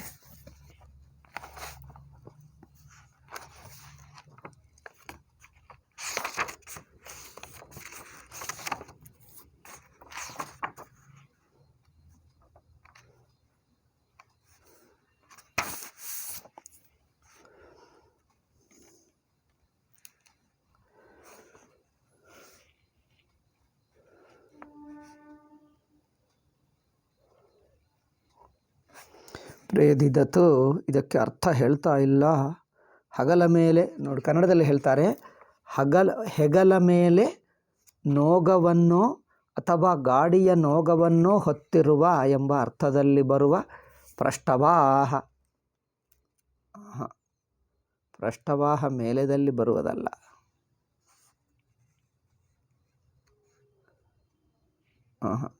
ಹೆಗಲ ಮೇಲೆ ಕಂಠ ಮೇಲೆ ಹಾಕುವುದು ಹೇಳ್ತಾರೆ, ಅಲ್ಲ, ಇಲ್ಲಿ ಕಂಠದಲ್ಲಿ ಕಟ್ಟುವುದು, ಮೇಲೆದಲ್ಲ. ಅವರೇನೋ ಈ ಕನ್ನಡ ಪುಸ್ತಕಗಾರರು, ಕನ್ನಡ ವ್ಯಾಖ್ಯಾನಕಾರರು ಅವರು ಹಾಗೆ ಹೇಳ್ತಾ ಇದ್ದಾರೆ, ಅದಲ್ಲ. ಇಲ್ಲಿ ಕೆಳಗೆ ಕಟ್ಟುವುದೇ, ಮೇಲೆ ಅಲ್ಲ. ಮತ್ತೆ ಬೇರೆ ಗ್ರಂಥಗಳು ಹೇಳ್ತೀನಿ, ಸಾಕು. ಯಾವುದೇ ಆಗಲಿ ಒಂದು ಪದದ ಫಾರ್ಮ್ ನೋಡ್ತಾ ಇದ್ದೀವಿ, ಅರ್ಥ ನಂತರ ನೋಡೋಣ. ಪ್ರಷ್ಟೌಹ ಆಯಿತು. ಇದಾದ ನಂತರ ಇಲ್ಲಿ ನೋಡಿ, ಈಗ ಇನ್ನೊಂದು ಪ್ರಶ್ನೆ. ಇದು ಇನ್ನೊಂದು ಮುಂದೆ ಹೇಳ್ತಾ ಇದ್ದಾರೆ ನೋಡಿ, ಫರ್ದರ್ ಕಾಂಪ್ಲಿಕೇಟು, ಸ್ವಲ್ಪ ಟೆಕ್ನಿಕಲ್ ಚರ್ಚೆ ಮಾಡ್ತಾ ಇದ್ದಾರೆ. ಇಷ್ಟು ಚರ್ಚೆ ಪ್ರಾರಂಭಿಕ ವಿದ್ಯಾರ್ಥಿಗೆ ಬೇಡ ಅಲ್ಲವೇ? ಪ್ರಾರಂಭಿಕ ವಿದ್ಯಾರ್ಥಿಗೆ ಬೇಡ. ಈಗ ಮತ್ತೆ ಮರವರು ಹೇಳ್ತಾ ಇದ್ದಾರೆ, ಅದರಿಂದ ಈಗ ನಾನು ಹೇಳಲೇಬೇಕು. ಸಿಲೆಬಸ್ನಲ್ಲಿದೆ, ಈ ಕಾಲದಲ್ಲೆಲ್ಲ ಸಿಲೆಬಸ್ ಪದ್ಧತಿ. ನಾವು ಸಾಂಪ್ರದಾಯಿಕರ ಸಿಲೆಬಸ್ ನೋಡಲ್ಲ, ಸಿಲೆಬಸ್ ಪಕ್ಕಕ್ಕಿಟ್ಟು ಹೇಳಿಬಿಡ್ತೀವಿ, ನಂತರ ಕೊನೆಗೂ ಎಲ್ಲ ಕಲಿತುಕೊಂಡ ನಂತರ ಸೆಕೆಂಡ್ ರೌಂಡ್ ಹೇಳ್ತೀವಿ. ಆದರೆ ನೀವೆಲ್ಲರೂ ನೀವಂದರೆ ನಿಮ್ಮಲ್ಲಿ ಕೆಲವರಾದರೂ ಏನು ಪರೀಕ್ಷೆಗೋಸ್ಕರ ಓದುವವರು, ಅಲ್ಲಿ ಬಂದಾಗ ಹೇಳಲೇಬೇಕು ಸಿಲೆಬಸ್ನಲ್ಲಿ. ಆಯಿತು, ಹೇಳ್ತೀನಿ. ಸೊ ಇಲ್ಲಿ ನೋಡಿ, ಏಜಾದ್ಯೋಹ್ ಕಿಂ ವೃತ್ತಿಯಲ್ಲಿ ಓದಿ. ಪ್ರಷ್ಟೌಹ ಹೇಳಿದ ನಂತರ ಒಂದು ಪದ ಇದೆ, ಏಜಾದ್ಯೋಹ್ ಕಿಂ. ನೋಡಿ, ಏಜಾದ್ಯೋಹ್ ಎಂದು ವೃತ್ತಿಯಲ್ಲಿ ಬಂದಿದೆ, ಅಂದರೆ ಏಚ್ ಪ್ರಾರಂಭದಲ್ಲಿ ಇರುವ ಪದಗಳಿಗೆ. ಏಚ್ ಅಂದರೆ ಏಕಾರ ಓಕಾರ, ಏಕಾರವು ಪ್ರಾರಂಭದಲ್ಲಿರುವ ಪದಗಳಿಗೆ ಎಂದು ಏಕೆ ಹೇಳಿದ್ದಾರೆ? ಏಜಾದ್ಯೋಹ್ ಏತ್ಯೇದತ್ಯೂಟ್ಸು, ಏತಿ ಏದತಿ ಊಟ್ಸು ಎಂದು ಏಕಾರವೇ ಏಕೆ ಹೇಳಿದ್ದಾರೆ ಅಂದರೆ, ಇದೇ ಧಾತುವು ಇದು ಹೈಲಿ ಟೆಕ್ನಿಕಲ್. ಐ ಥಿಂಕ್ ಹೇಳಬಾರದೇ ಇತ್ತು, ಸುಮ್ಮನೆ ನಿಮ್ಗೆ ಎಷ್ಟು ಅರ್ಥವಾಗ್ತದೋ ಅಷ್ಟು ಅರ್ಥ ಮಾಡ್ಕೊಂಡು ಮಿಕ್ಕದು ಬಿಡಿ. ಇವರು ಹೇಳ್ತಾರೆ, ಇದು ಏತಿ ಏಕೆ ಹೇಳಿದ್ದಾರೆ ಅಂದರೆ, ಏಜಾದ್ಯೋಹ್ ಏತ್ಯೇದತಿ, ಏತಿ ಎಂದು ಪದ ಹೇಳಿದ್ದು, ಮತ್ತೆ ಏಕಾರವು ಶುರುವಾಗಿರುವ ಏತಿ ಎಂದು ಹೇಳುವುದು. ಏತಿ ಅಂದರೆ ಏಕಾರವು ಶುರುವಾಗ್ತಾನೆ ಇದೆ ನೋಡಿ, ಏತಿ ಅಂದರೆ ಏಕಾರವು ಶುರುವಾಗ್ತಾನೆ ಇದೆ, ಮತ್ತೆ ಏಕಾರದಿಂದ ಶುರುವಾಗುವ ಏತಿ ಎಂದು ಮತ್ತೆ ಹೇಳುವುದೇಕೆ ಅಂದರೆ, ಸಂಸ್ಕೃತದಲ್ಲಿ ಏನಿದೆ ಅಂದರೆ, ಒಂದು ಏತಿ ಎಂದು ಪದ ಹೇಳಿಬಿಟ್ಟರೆ ಆ ಪದದ ಏತಿ ಇತಃ ಯಂತಿ, ಏಷಿ ಇತಃ ಇತಃ ಇಥ, ಏಮಿ ಇವಹ ಇಮಹ ಅಂದರೆ ಏತಿ ಹೇಳಿಬಿಟ್ಟರೆ ಅದು ಸ್ತಿಪ್, ಅದು ಇಕ್ಸ್ತಿಪೌ ಧಾತು ನಿರ್ದೇಶೆ. ಇಕ್ಸ್ತಿಪೌ ಧಾತು ನಿರ್ದೇಶೆ ಅಂದರೆ ಧಾತುವನ್ನು ಸೂಚಿಸುವುದರಿಂದ ನೀವು ಎಲ್ಲ ರೂಪಗಳು ವರ್ತಮಾನ ಕಾಲದ ಲಟ್ ಲಕಾರದ ರೂಪ ಏತಿ ಇತಃ ಯಂತಿ ಎಲ್ಲ ತಗೊಳ್ತಿರೋ ಏನೋ? ಎಲ್ಲ ಅಲ್ಲ, ಅದರಲ್ಲಿ ಏಕಾರದಿಂದ ಶುರುವಾಗುವುದೇ ಇರಬೇಕು ಎಂದು ಲಿಟಿಲ್ ಮೋರ್ ಸೂಕ್ಷ್ಮವಾಗಿ ಹೇಳ್ತಾ ಇದ್ದಾರೆ. ಧಾತು ಏಕಾರವಿರಲಿ, ಆದರೆ ಏತಿ ಧಾತುವಿರಲಿ. ಏತಿ ಧಾತು ಅಂದರೆ ಇಣ್ಗತವು ಎಂಬ ಧಾತು ಇದೆ. ಈ ಧಾತುವಿಗೆ ಉತ್ತಮ ಪ್ರಥಮ ಪುರುಷ ಏಕವಚನ ಏತಿ ಆಗುತ್ತದೆ. ಎಲ್ಲ ಏಕವಚನಗಳು ಏತಿ, ಏಷಿ, ಏಮಿ. ಏತಿ ಇತಃ ಯಂತಿ, ಏಷಿ ಇತಃ ಇತ, ಏಮಿ ಇವಹ ಇಮಃ. ಅಂದರೆ ಏತಿ, ಏಷಿ, ಏಮಿ ಮೂರಾಗುತ್ತವಲ್ಲ, ಏಕಾರದಿಂದ ಶುರುವಾಗುವುದೇ ಹೇಳಬೇಕು. ಅದೇಕೆ ಹೇಳುವುದು ಅಂದರೆ ಇಲ್ಲಿ ಏತಿ ಎಂದು ಹೇಳಿದ್ದು ಒಂದು ಸಾಮಾನ್ಯ ರೂಪ. ಅಂದರೆ ಏತಿ ಎನ್ನುವುದು ಈ ಇಣ್ ಧಾತುವಿನ ರೂಪ ಎಂದು ಸಾಮಾನ್ಯವಾಗಿ ಹೇಳ್ತಾ ಇದ್ದಾರೆ. ಇಣ್ ಧಾತುವಿನ ರೂಪ ಅಂದರೆ ಇತಃ ಎಂದು ತಗೊಂಡು ಬಿಡ್ತೀರಿ. ಅಲ್ಲ, ಅದು ಏಕಾರದಿಂದ ಶುರುವಾಗುವುದೇ ಆಗಬೇಕು, ಆವಾಗಲೇ ಇದು ಆಗುತ್ತದೆ. ನಿಮಗೆ ಅರ್ಥವಾಗ್ತದೆ? ಮೊದಲೇ ಸ್ವಲ್ಪ ಗೊತ್ತಿದ್ದರೆ ಆಗ್ತದೆ, ಇಲ್ಲದಿದ್ದರೆ ಎಷ್ಟು ಅರ್ಥವಾಗ್ತದೆ ಅಷ್ಟು ಇಡೀ ಮುಂದೆ ಬಂದಾಗ ಹೇಳೋಣ. ಸ್ವಲ್ಪ ಟೆಕ್ನಿಕಲ್ ಇದು. ಏಕೆಂದರೆ ಏತಿ ಎಂದರೆ ಇಣ್ ಧಾತುವಿನ ರೂಪ ಎಂದು ಹೇಳಿದ್ದಾರೆ ಅಷ್ಟೇ. ಅದು ಇಕ್ ಸ್ತಿಪ್ಪು ತಿಪ್ಪು ಹೇಳಿದ್ದಾರೆ. ತಿಪ್ಪಲ್ಲ, ಸ್ತಿಪ್. ಅದು ಇಕ್ ಸ್ತಿಪ್ಪವು ಧಾತು ನಿರ್ದೇಶೆ, ಧಾತುವನ್ನು ಸೂಚಿಸ್ತಾ ಇದ್ದಾರೆ ಹೊರತು ಇದು ಏತಿ ಎಂದು ಹೇಳಿದ್ದು ಧಾತುವನ್ನು ಸೂಚಿಸುವ ಪದವೇ ಹೊರತು ಅದು ಪ್ರಥಮ ಪುರುಷ ಏಕವಚನವಲ್ಲ. ಪ್ರಥಮ ಪುರುಷ ಏಕವಚನ ಅಲ್ಲ, ಥರ್ಡ್ ಪರ್ಸನ್ ಸಿಂಗ್ಯುಲರ್ ಅಲ್ಲ. ಇದು ಧಾತುವನ್ನು ಸೂಚಿಸುವ ಜನರಲ್ ಫಾರ್ಮ್. ಅದರಿಂದ ಈ ಸಂದೇಹ ಬರುತ್ತದೆ.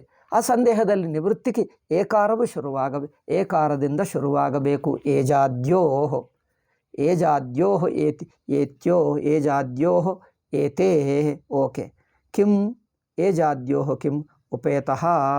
ಓಕೆ, ಅದು ಹೇಳಲ್ಲ ನಾನು.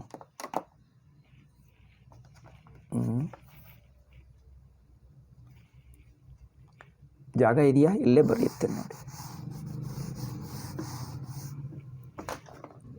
ಇದು ಏತಿ ಎಂಬುದು ಧಾತು. ಇದು ಥರ್ಡ್ ಪರ್ಸನ್ ಸಿಂಗ್ಯುಲರ್ ಪ್ರಥಮ ಪುರುಷ ಏಕವಚನ ರೂಪವಲ್ಲ. ಇಲ್ಲಿ ಹೇಳಿದ್ದು, ವೃತ್ತಿಯಲ್ಲಿ ಹೇಳಿದ್ದು, ಸೂತ್ರದಲ್ಲಿ ಹೇಳಿದ್ದು ಜನರಲ್ ಏತಿ. ನೀವು ಏತಿ ಎಂದು ತಗೊಂಡರೆ ಇತಃ ರೂಪವು ತಗೊಳ್ಳಬಹುದೋ ಏನೋ. ನೀವು ಉಪ ಪ್ಲಸ್ ಇತಃ ಇದನ್ನು ತಗೊಂಡು ಬಿಟ್ಟು ಇದಕ್ಕೂ ವೃದ್ಧಿ ಮಾಡಿಬಿಡ್ತೀರಿ. ಹಾಗೆ ಮಾಡಬಾರದು. ಅಂದರೆ ಉಪ ಇತಃ ಎನ್ನುವುದು ಇಣ್ ಧಾತುವಿನ ದ್ವಿವಚನ ರೂಪ. ಏತಿ ಇತಃ ಯಂತಿ. ಈ ದ್ವಿವಚನ ರೂಪ ತಗೊಳ್ತೀರೇನೋ ಹೊಂದಲ್ಲ, ಏಕಾರದಿಂದ ಶುರುವಾಗುವುದೇ ಆಗಬೇಕು. ಅಂದರೆ ಏತಿ, ಏಷಿ, ಏಮಿ ಈ ಮೂರು ರೂಪಗಳೇ ಆಗಬೇಕು. ಧಾತುವದೇ, ಇಣ್ ಧಾತುವೇ. ಇಣ್ ಧಾತುವಿನ ಏಕಾರದಿಂದ ಶುರುವಾಗುವ ರೂಪವೇ. ಇಣ್ ಧಾತುವಿನ ಏಕಾರದಿಂದ ಶುರುವಾಗುವುದು ಅಂದರೆ ಏತಿ, ಏಷಿ, ಏಮಿ ಮೂರೇ. ಅವುಗಳಿಗೆ ಮಾತ್ರ ವೃದ್ಧಿ ಆಗುತ್ತದೆ. ಅದು ಇಕಾರದಿಂದ ಶುರುವಾಗುವುದಾದರೆ ಅದು ಏತಿ ಧಾತುವಿನ ಅಂದರೆ ಇಣ್ ಧಾತುವಿನ ರೂಪವೇ ಆದರೂ ಇಕಾರದಿಂದ ಶುರುವಾದರೆ ಇಲ್ಲಿ ವೃದ್ಧಿ ಬರುವುದಿಲ್ಲ. ಉದಾಹರಣೆ ಹೇಗೆ? ಉಪ ಇತಃ ಉಪೇತಃ ಆಗುತ್ತದೆ. ನೀವು ವೃತ್ತಿಯಲ್ಲಿ ನೋಡಿ, ಕಿಂ ಏಜಾದ್ಯೋಹೋ ಕಿಂ ಉಪೇತಃ ಹೇಳಿಬಿಟ್ಟರು ನೋಡಿ. ಉಪೇತಃ ಅಂದರೆ ಏನು? ಉಪಕ್ಕಿ ಇತಃ ಬಂದು ಬಿಟ್ಟರೆ ಏನಾಗುತ್ತದೆ? ಈ ಗುಣ ಬಂದು ಉಪೇತಃ ಆಗುತ್ತದೆ. ವೃದ್ಧಿಗೆ ಚಾನ್ಸ್ ಇಲ್ಲ. ವೃದ್ಧಿ ಎಕ್ಸೆಪ್ಷನಲ್ ಆಗೇ ಬರ್ತಾ ಇದೆ, ಆ ಎಕ್ಸೆಪ್ಷನ್ ಇಲ್ಲಿ ಬರುವುದಿಲ್ಲ ಎಂದರ್ಥ. ಎಷ್ಟು ಅರ್ಥವಾಗ್ತದೋ ಅಷ್ಟು ಇಟ್ಕೊಂಡು ಗೊತ್ತಿರುವವರಿಗೆ ನಿಮಗೆ ಸ್ವಲ್ಪ ಮೊದಲೇ ವ್ಯಾಕರಣ ಓದಿದ್ದವರಿಗೆ ಗೊತ್ತಾಗ್ತದೆ. ಏನು ಗೊತ್ತಿಲ್ಲ ಅಂದರೆ ಇದು ಕಾಂಪ್ಲಿಕೇಟೆಡ್. ಎಷ್ಟು ಅರ್ಥವಾಗ್ತದೋ ಅಷ್ಟು ಇಟ್ಕೊಂಡು, ಏತಿ ಇದ್ದರೆ ವೃದ್ಧಿ ಬರುತ್ತದೆ, ಈ ಇದ್ದರೆ ಗುಣ ಬರುತ್ತದೆ, ಇಷ್ಟು ಮಾತ್ರ ಇಟ್ಕೊಂಡು ಮಿಕ್ಕದು ನಂತರ ನೋಡೋಣ. ಇದಕ್ಕೆ ಇನ್ನೊಂದು ಉದಾಹರಣೆ, ಮಾ ಭವಾನ್ ಪ್ರೇದಿಧತ್ ಪ್ರಾ ಇದಿಧತ್. ಸಾಂಪ್ರದಾಯಿಕರು ಕಾಂಪ್ಲಿಕೇಟ್ ಮಾಡ್ತಾರೆ. ನಾನು ಸಾಂಪ್ರದಾಯಿಕರನ್ನು ಹೇಳ್ತಾ ಇದ್ದೀನಿ, ನೀವು ಬೇಜಾರು ಮಾಡಿಕೊಳ್ಳಬೇಡಿ. ಯಾಕಂದರೆ ಸಾಂಪ್ರದಾಯಿಕರದು ಕಾಂಪ್ಲಿಕೇಟ್ ಇರುತ್ತದೆ, ಅವರ ಪದ್ಧತಿ ಹಾಗೆ. ನಾನು ಸಾಂಪ್ರದಾಯಿಕರನ್ನು ನಿಂದಿಸ್ತಾ ಇದ್ದೀನಿ, ತಪ್ಪು ಹಿಡಿಯುತ್ತಾ ಇದ್ದೀನಿ ಅಂತ ತಿಳ್ಕೊಳ್ಳಬೇಡಿ. ವಿದ್ಯೆ ಇದೆ ನೋಡಿ. ಇದು ಪ್ರಾರಂಭಿಕರಿಗೆ ಬೇಕಾಗಿಲ್ಲ. ಎಕ್ಸೆಪ್ಷನ್ಗೆ ಎಕ್ಸೆಪ್ಷನ್ ಅಷ್ಟು ಕಾಂಪ್ಲಿಕೇಟ್ ಮೊದಲೇ ಹೇಳಬೇಕಾಗಿಲ್ಲ. ಅವರು ಹೇಳ್ತಾರೆ ಹಾಗೆ. ಓಕೆ. ಪ್ರಾ ಉಪಸರ್ಗ ಇದಿಧತ್ತು. ಈ ಇದಿಧತ್ ಎನ್ನುವುದು ಈ ಧಾತುವಿನಿಂದ ಬಂದಿರುವ ರೂಪ. ಇದಕ್ಕೆ ಅಷ್ಟು ಪ್ರಾ ಇದಿಧತ್ತು ಇಲ್ಲಿ ಗುಣ ಬರುತ್ತದೆ ಹೊರತು ವೃದ್ಧಿ ಬರಲ್ಲ. ಇದಿದತ್. ಇದಿದತ್ ರೂಪ ಯಾವುದು? ಏಧತಿ ಹೇಳಿದ್ದೀವಿ ನೋಡಿ. ಆ ಏಧತೆ ರೂಪವು ಇದಿದತ್ ಭೂತಕಾಲಿಕ ರೂಪ. ಏಧತೆ ಧಾತುವಿನ ಇದಿದತ್ ರೂಪ. ಇದು ಇತಃ ಎನ್ನುವುದು ಇಣ್ ಧಾತುವಿನ ರೂಪ. ಇದು ಏಧತಿ ಧಾತುವಿನ ರೂಪ. ನೀವು ಏಧತಿ ಎಂದು ತಗೊಂಡು ಬಿಟ್ಟರೆ ಇದು ಸಂದೇಹ ಅರ್ಥವೇ ಆಗಲ್ಲ. ನಿಮಗೆ ಇಕ್ಸ್ತಿಪವು ಎನ್ನುವುದು ಏನು ಅಂದರೆ ಆ ಧಾತುಗಳು ಇದೇನೆಂದರೆ ಲಕಾರ ರೂಪ ಬೇರೆ, ಸ್ತಿಪ್ಪೆಂದು ಪ್ರತ್ಯಯ ಬೇರೆ. ಆ ಎರಡು ಗೊತ್ತಾದರೆ ನಿಮಗೆ ಇಷ್ಟು ಅರ್ಥವಾಗ್ತದೆ. ಅದು ಓದಿಕೊಂಡ್ರೆ ನಿಮ್ಗೆ ಗೊತ್ತಾಗ್ತದೆ. ಸೊ ಅದರಿಂದ ಏಧತಿ ಧಾತುವಿನ ಇದಿದತೆನ್ನುವುದು ಭೂತಕಾಲ ರೂಪ. ಸೂತ್ರದಲ್ಲಿ ಏನು ಹೇಳಿದ್ದಾರೆ? ಏತಿ ಏಧತಿ ಹೇಳಿದ್ದಾರೆ. ಏಧತ್ತಿ ನೀವು ನೋಡಿದ್ದೀರಾ? ಇನ್ನೂ ಸ್ವಲ್ಪ ವ್ಯಾಕರಣ ಗೊತ್ತಿದ್ದರೆ ಹೇಳ್ತೀನಿ, ಅಡ್ವಾನ್ಸ್ ವಿದ್ಯಾರ್ಥಿಗಳಿಗೆ, ಪ್ರಾರಂಭಿಕರಿಗೆ ಅರ್ಥವಾಗಲ್ಲ ನೋಡಿ. ಏತಿ ಏಧತಿ ಹೇಳಿದ್ದಾರೆ. ಏಧತ್ತೇ ಇರಬೇಕು ಆತ್ಮನೇ ಪದೇ. ಏಧತಿ ಏಕೆ ಹೇಳಿದ್ದಾರೆ? ಅದು ಸ್ತಿಪ್ಪು ಹೇಳಿದ್ದಾರೆ, ತಿಂಗ್ ಪ್ರತ್ಯಯ ಅಲ್ಲ, ತಿಪ್ಪು ಪ್ರತ್ಯಯ ಅಲ್ಲ. ತಿಪ್ ತಸ್ ಜಿ ಸಿಪ್ ತಸ್ತಾ ಮಿಪ್ ವಸ್ ಮಸ್ ಹೇಳ್ತಾರಲ್ಲ, ತಿಪ್ ತಸ್ ಜಿ ತಿಪ್ಪು ಪ್ರತ್ಯಯ ಅಲ್ಲ ಅದು. ನೋಡಿ, ಏತಿ ಏಧತಿ ತಿಪ್ಪು ಪ್ರತ್ಯಯ ಅಲ್ಲ, ಅದು ಸ್ತಿಪ್ಪು ಪ್ರತ್ಯಯ. ಅದೇನು? ಸ್ಥಿಪ್ ಪ್ರತ್ಯಯ ಧಾತು ನಿರ್ದೇಶೆ. ಧಾತುವನ್ನು ರೆಫರ್ ಮಾಡಲಕ್ಕೆ, ಧಾತುವನ್ನು ಸೂಚಿಸುವುದಕ್ಕೆ ಸ್ಥಿಪ್ ಪ್ರತ್ಯಯ ಮಾಡ್ತೀವಿ. ಅದು ಸ್ಥಿಪ್ ಪ್ರತ್ಯಯ ಪರಸ್ಮೈ ಪದನೇ ಇರುತ್ತದೆ, ಆತ್ಮನೇ ಪದ ಆಗುವುದಿಲ್ಲ. ಅದರಿಂದ ಧಾತುವು ಆತ್ಮನೇ ಪದ ಆಗಿದ್ದರೂ ಏಧತೆ ಎನ್ನುವುದು, ಏಧವೃದ್ಧವು ಎನ್ನುವುದು ಆತ್ಮನೇ ಪದಿ ಆದರೂ ಅದು ತಿಪ್ಪು ಪ್ರತ್ಯಯ ಆತ್ಮನೇ ಪದಕ್ಕೆ ಹೇಗೆ ಸೇರಿಸ್ತಾರೆ? ಅದು ತಿಪ್ಪಲ್ಲ, ಸ್ಥಿಪ್ ಆಗುತ್ತದೆ. ಅದಕ್ಕೋಸ್ಕರ ಅವರು ಅದು ಪರಸ್ಮೈ ಪದ ಹಾಕಿಟ್ಟಾರೆ ನೋಡಿ. ಏತಿ ಪರಸ್ಮೈ ಪದಿ, ಏಧತಿ ಪರಸ್ಮೈ ಪದಿ. ಇದು ಏಕೆಂದರೆ ಅದು ಸ್ಥಿಪ್ ಪ್ರತ್ಯಯ. ಸ್ಥಿಪ್ ಪ್ರತ್ಯಯ ಕೇವಲ ಧಾತುವನ್ನೇ ಸೂಚಿಸುತ್ತದೆ. ಕೇವಲ ಧಾತುವಾದರೆ ನೀವು ಇದು ತಗೊಂಡು ಬಿಡ್ತೀರಿ. ಅದರಿಂದ ಕೇವಲ ಧಾತುವಾಗಿದ್ದರೂ, ನಾನು ಹೇಳುತ್ತಿದ್ದು ಕೇವಲ ಧಾತುವಾಗಿದ್ದರೂ ಏಕಾರದಿಂದ ಶುರುವಾಗುವ ರೂಪವೇ. ಅಂದರೆ ಇಣ್ ಧಾತು, ಇಣ್ಗತವು ಧಾತುವಿನ ಏಕಾರದಿಂದ ಶುರುವಾಗುವ ರೂಪಕ್ಕೆ. ಇದು ಅಷ್ಟೇ. ಏಧತಿ ಧಾತುವಿನ ಏಕಾರದಿಂದ ಶುರುವಾಗುವ ಕ್ರಿಯಾರೂಪಕ್ಕೆ ಅಕಾರವು ಪೂರ್ವವಾಗಿದ್ದರೆ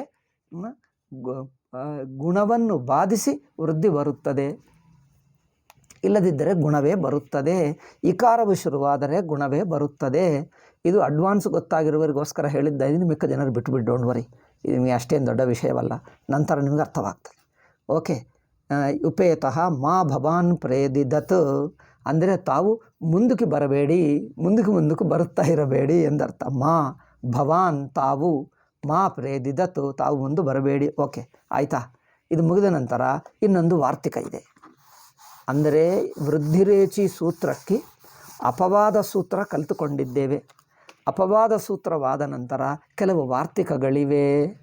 ವಾರ್ತಿಕಗಳು ಅಂದರೆ ಗೊತ್ತಾ? ಹೇಳಿದ್ದೀನಲ್ಲ, ವರರುಚಿ ಕಾತ್ಯಾಯನ ಪಾಣಿನಿ ಅಷ್ಟಾಧ್ಯಾಯಿ ಸೂತ್ರಗಳು ಬರೆದರೆ, ಈಗ ಈ ಅಷ್ಟಾಧ್ಯಾಯಿ ಸೂತ್ರದಲ್ಲೇ ಪಾಣಿನಿ ಮಾಡಿರುವಂಥ ಅಪವಾದ ಸೂತ್ರ ಏತ್ಯೇದತ್ಯುಟ್ಸು. ಈಗ ಇನ್ನೊಂದು ಕೆಲವು ಹೇಳ್ತಾರೆ ವಾರ್ತಿಕಗಳು. ವಾರ್ತಿಕಗಳಲ್ಲಿ ಕೆಲವೊಮ್ಮೆ ಅಪವಾದಗಳು ಹೇಳ್ತಾನೆ, ಕೆಲವೊಮ್ಮೆ ಎಲ್ಲೆಲ್ಲೋ ಏನಾದರೂ ಬಿಟ್ಟು ಹೋಗಿರುವ ರೂಪವಿದ್ದರೆ ಪಾಣಿನಿ ಕೈ ದೃಷ್ಟಿಗೆ ಬರದೆ ಪಾಣಿನಿ ದೃಷ್ಟಿಯಲ್ಲಿ ಬಿಟ್ಟು ಹೋಗಿರುವ ಏನಾದರೂ ಅಪವಾದ ಎಕ್ಸೆಪ್ಷನಲ್ ರೂಪಗಳಿದ್ದರೆ ಅವುಗಳೆಲ್ಲ ಸೇರಿಸಿ ಇಲ್ಲಿ ಮಾಡ್ತಾನೆ. ಅದರಿಂದ ಅವುಗಳೂ ಪ್ರಾರಂಭಿಕ ವಿದ್ಯಾರ್ಥಿಗಳಿಗೇನು ಹೇಳಬೇಕಾಗಿಲ್ಲ. ಮರೀಗ ಲಘು ಆ ಕಾಲದಲ್ಲಿ 500 ವರ್ಷ ಹಿಂದೆ ಲಘು ಅಂದರೆ ಸಣ್ಣ ಮಕ್ಕಳಿಗೆ ಇಷ್ಟು ಕಾಂಪ್ಲಿಕೇಟ್ ಹೇಳುತ್ತಿದ್ದರು. ಸಣ್ಣ ಮಕ್ಕಳಿಗೆ ಇಷ್ಟು ಕಾಂಪ್ಲಿಕೇಟ್ ಅಂತೆ. ಇದು ಬಾಲ ಎಂದು ಹೇಳ್ತಾರೆ.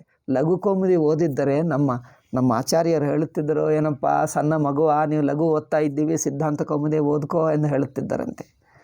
ನೀವು ಸಣ್ಣ ಮಕ್ಕಳಿಗೋಸ್ಕರಪ್ಪ ಇದು ಲಘು, ನೀವು ನೇರಾಗಿ ನೀವು ಬೆಳೆದಿರುವ ಹುಡುಗ, ನೀವು ನೇರಾಗಿ ಸಿದ್ಧಾಂತ ಕೌಮುದಿ ಓದ್ಕೋ. ಅದರಿಂದ ಪ್ರಾರಂಭಿಕ ಲಘುವೇ ಇಷ್ಟು ಕಾಂಪ್ಲಿಕೇಟ್ ಇದೆ ನೋಡಿ. ಆಯಿತು, ಓಕೆ. ಅಕ್ಷಾದು ಹಿನ್ಯಾಂ ಉಪಸಂಖ್ಯಾನಂ. ಅಕ್ಷ ಒಂದು ಪದ ಇದೆ, ಇದು ಅಕಾರ ಅಂತ. ಊಹಿನಿ, ಊಹಿನಿ ಅಂದರೆ ಸೈನ್ಯ. ಊಹಿನಿ ಅಂದರೆ ಸೈನ್ಯ. ನಿಮಗೆ ಕಂಡು ಬರ್ತಾ ಇದೆಯಾ? ಈಗ ಅಲ್ಲ, ಇದನ್ನೇ ಬದಲಾಯಿಸ್ತೀನಿ ನಾನು. ಈಗ ಕಂಡು ಬರ್ತದೆ. ಅಕ್ಷಾತ್ ಊಹಿನಿ, ಅಕ್ಷೌಹಿಣಿ. ಓಕೆ. ಇದು ಅಕ್ಷ ಊ ಬಂದಾಗ ಗುಣ ಬರಬೇಕಿತ್ತು. ಸಾಮಾನ್ಯ ನಿಯಮವಾಗಿ ಆ ಬಂದಿದೆ, ಊ ಬಂದಿದೆ, ಅಕಾರಕ್ಕೆ ಉಕಾರ ಪರವಾದರೆ ಅಕ್ಷೋಹಿಣಿ ಆಗಬೇಕಿತ್ತು ಗುಣಸಂಧಿ. ಆದರೆ ಗುಣಸಂಧಿಯನ್ನು ಬಾಧಿಸಿ ವೃದ್ಧಿ ಬರುತ್ತದೆ. ಅಕ್ಷ ಪ್ಲಸ್ ಊಹಿಣಿ, ಈ ಊನಿಂದ ಔ ಆಗಿ ಅಕ್ಷೌಹಿಣಿ. ಅಕ್ಷೌಹಿಣಿ ಅಂದರೆ ಸೈನ್ಯದ ಸಂಖ್ಯೆ. ಕೌರವ ಪಾಂಡವರ ಯುದ್ಧದಲ್ಲಿ ಕುರುಕ್ಷೇತ್ರದಲ್ಲಿ 18 ಅಕ್ಷೌಹಿಣಿ ಸೇನಾ ಎಂದು ಹೇಳಿದ್ದರು. ಅಂದರೆ ಅಕ್ಷೌಹಿಣಿ ಅಂದರೆ ಅದಕ್ಕೆ ಇಷ್ಟು ರಥಗಳು, ಇಷ್ಟು ಕುದುರೆಗಳು, ಇಷ್ಟು ಆನೆಗಳು, ಇಷ್ಟು ಜನರು, ಕಾಲು ಸೈನಿಕರು, ಕಾಲಿನಿಂದ ನಡೆಯುವ ಪತ್ತಿ ಅಂದರೆ ನಡೆಯುವ ಸೈನಿಕರು, ಸೋಲ್ಜರ್ಸ್, ಸಾಮಾನ್ಯ ಸೈನಿಕರು, ಇವರೆಲ್ಲ ಇಷ್ಟಿಷ್ಟು ಸಂಖ್ಯೆ ಇದ್ದರೆ ಅದಕ್ಕೆ ಅಕ್ಷೌಹಿಣಿ ಎಂದು ಹೇಳ್ತಾರೆ. ಊಹಿಣಿ ಅಂದರೆ ಸೈನ್ಯ, ಅಕ್ಷೌಹಿಣಿ ಅಂದರೆ ಇಷ್ಟು ಸಂಖ್ಯೆ. ಆ ಸೈನ್ಯದ ಒಂದು ಪರಿಮಾಣಕ್ಕೆ ಅಕ್ಷೌಹಿಣಿ ಹೇಳ್ತಾರೆ. ಅಕ್ಷ ಪ್ಲಸ್ ಊಹಿಣಿ ಅಕ್ಷೌಹಿಣಿ ಆಗುತ್ತದೆ. ಆಯಿತಾ? ಇನ್ನೊಂದು ಅಕ್ಷಾತ್, ವಾರ್ತಿಕ ಬೋಧಿ, ಅಕ್ಷಾತ್ ಊಹಿನ್ಯಾಂ ಉಪಸಂಖ್ಯಾನಂ. ಅಕ್ಷಾತ್ ಅಕ್ಷಪದಕ್ಕೆ ಊಹಿನಿ, ಊಹಿನ್ಯಾಂ, ಊಹಿನಿ ಸಪ್ತಮಿ ಏಕವಚನ. ಅಕ್ಷಪದಕ್ಕೆ ಊಹಿನಿ ಪದವು ಪರವಾದರೆ ಉಪಸಂಖ್ಯಾನಂ ವೃದ್ಧಿ ಬರುತ್ತದೆ ಎಂದು ಹೇಳಬೇಕು. ಉಪಸಂಖ್ಯಾನಂ ಅಂದರೆ ಹೇಳಬೇಕು, ವೃದ್ಧಿ ಬರುತ್ತದೆ ಎಂದು ಹೇಳಬೇಕು. ಅಕ್ಷಾತ್ ಊಹಿನ್ಯಾಂ ಉಪಸಂಖ್ಯಾನಂ. ಅದಕ್ಕೆ ನೋಡಿ ಅಕ್ಷೌಹಿಣಿ ಅಂದರೆ ಸೇನಾ. ಇನ್ನೊಂದಿದೆ, ಐ ಥಿಂಕ್ ಈ ವಾರ್ತಿಕ ಮುಗಿಸಿಬಿಡೋಣ. ವಾರ್ತಿಕ ತುಂಬ ಇದೆ, ಬೇಗ ಬೇಗ ಮುಗಿಸ್ಬಿಡ್ತೀವಿ. ಪ್ರಾದೂಹೋ ಏನಪ್ಪ 41 ಪ್ರಾದೂಹೋಡೋಡ್ಯೇಶೈಷ್ಯೇಷು. ಇದು ಉಚ್ಚರಿಸುವುದೇ ಕಷ್ಟ, ವ್ಯಾಕರಣಾಂಶಗಳು. ಪ್ರಾತ್ ಅಂದ್ರೇನು? ಪ್ರಾ ಎಂದು ಒಂದು ಅಕ್ಷರ ಇದೆ, ಅಕಾರ ಅಂತ. ಪ್ರಾಕಿ ಏನು? ಪ್ರಾತ್ ಊಹ. ಪ್ರಾಕಕ್ಕೆ ಊಹ ಬಂದರೆ ಅಲ್ಲವೇ? ಊಹ, ಊಢ. ಓಕೆ, ಊಹ, ಊಢ, ದೆನ್ ಊಢಿಹಿ.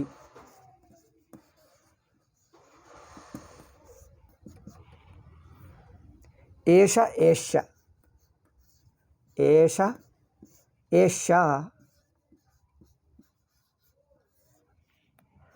ಪ್ರಾಯಂಬ ಅಕ್ಷರಕ್ಕೆ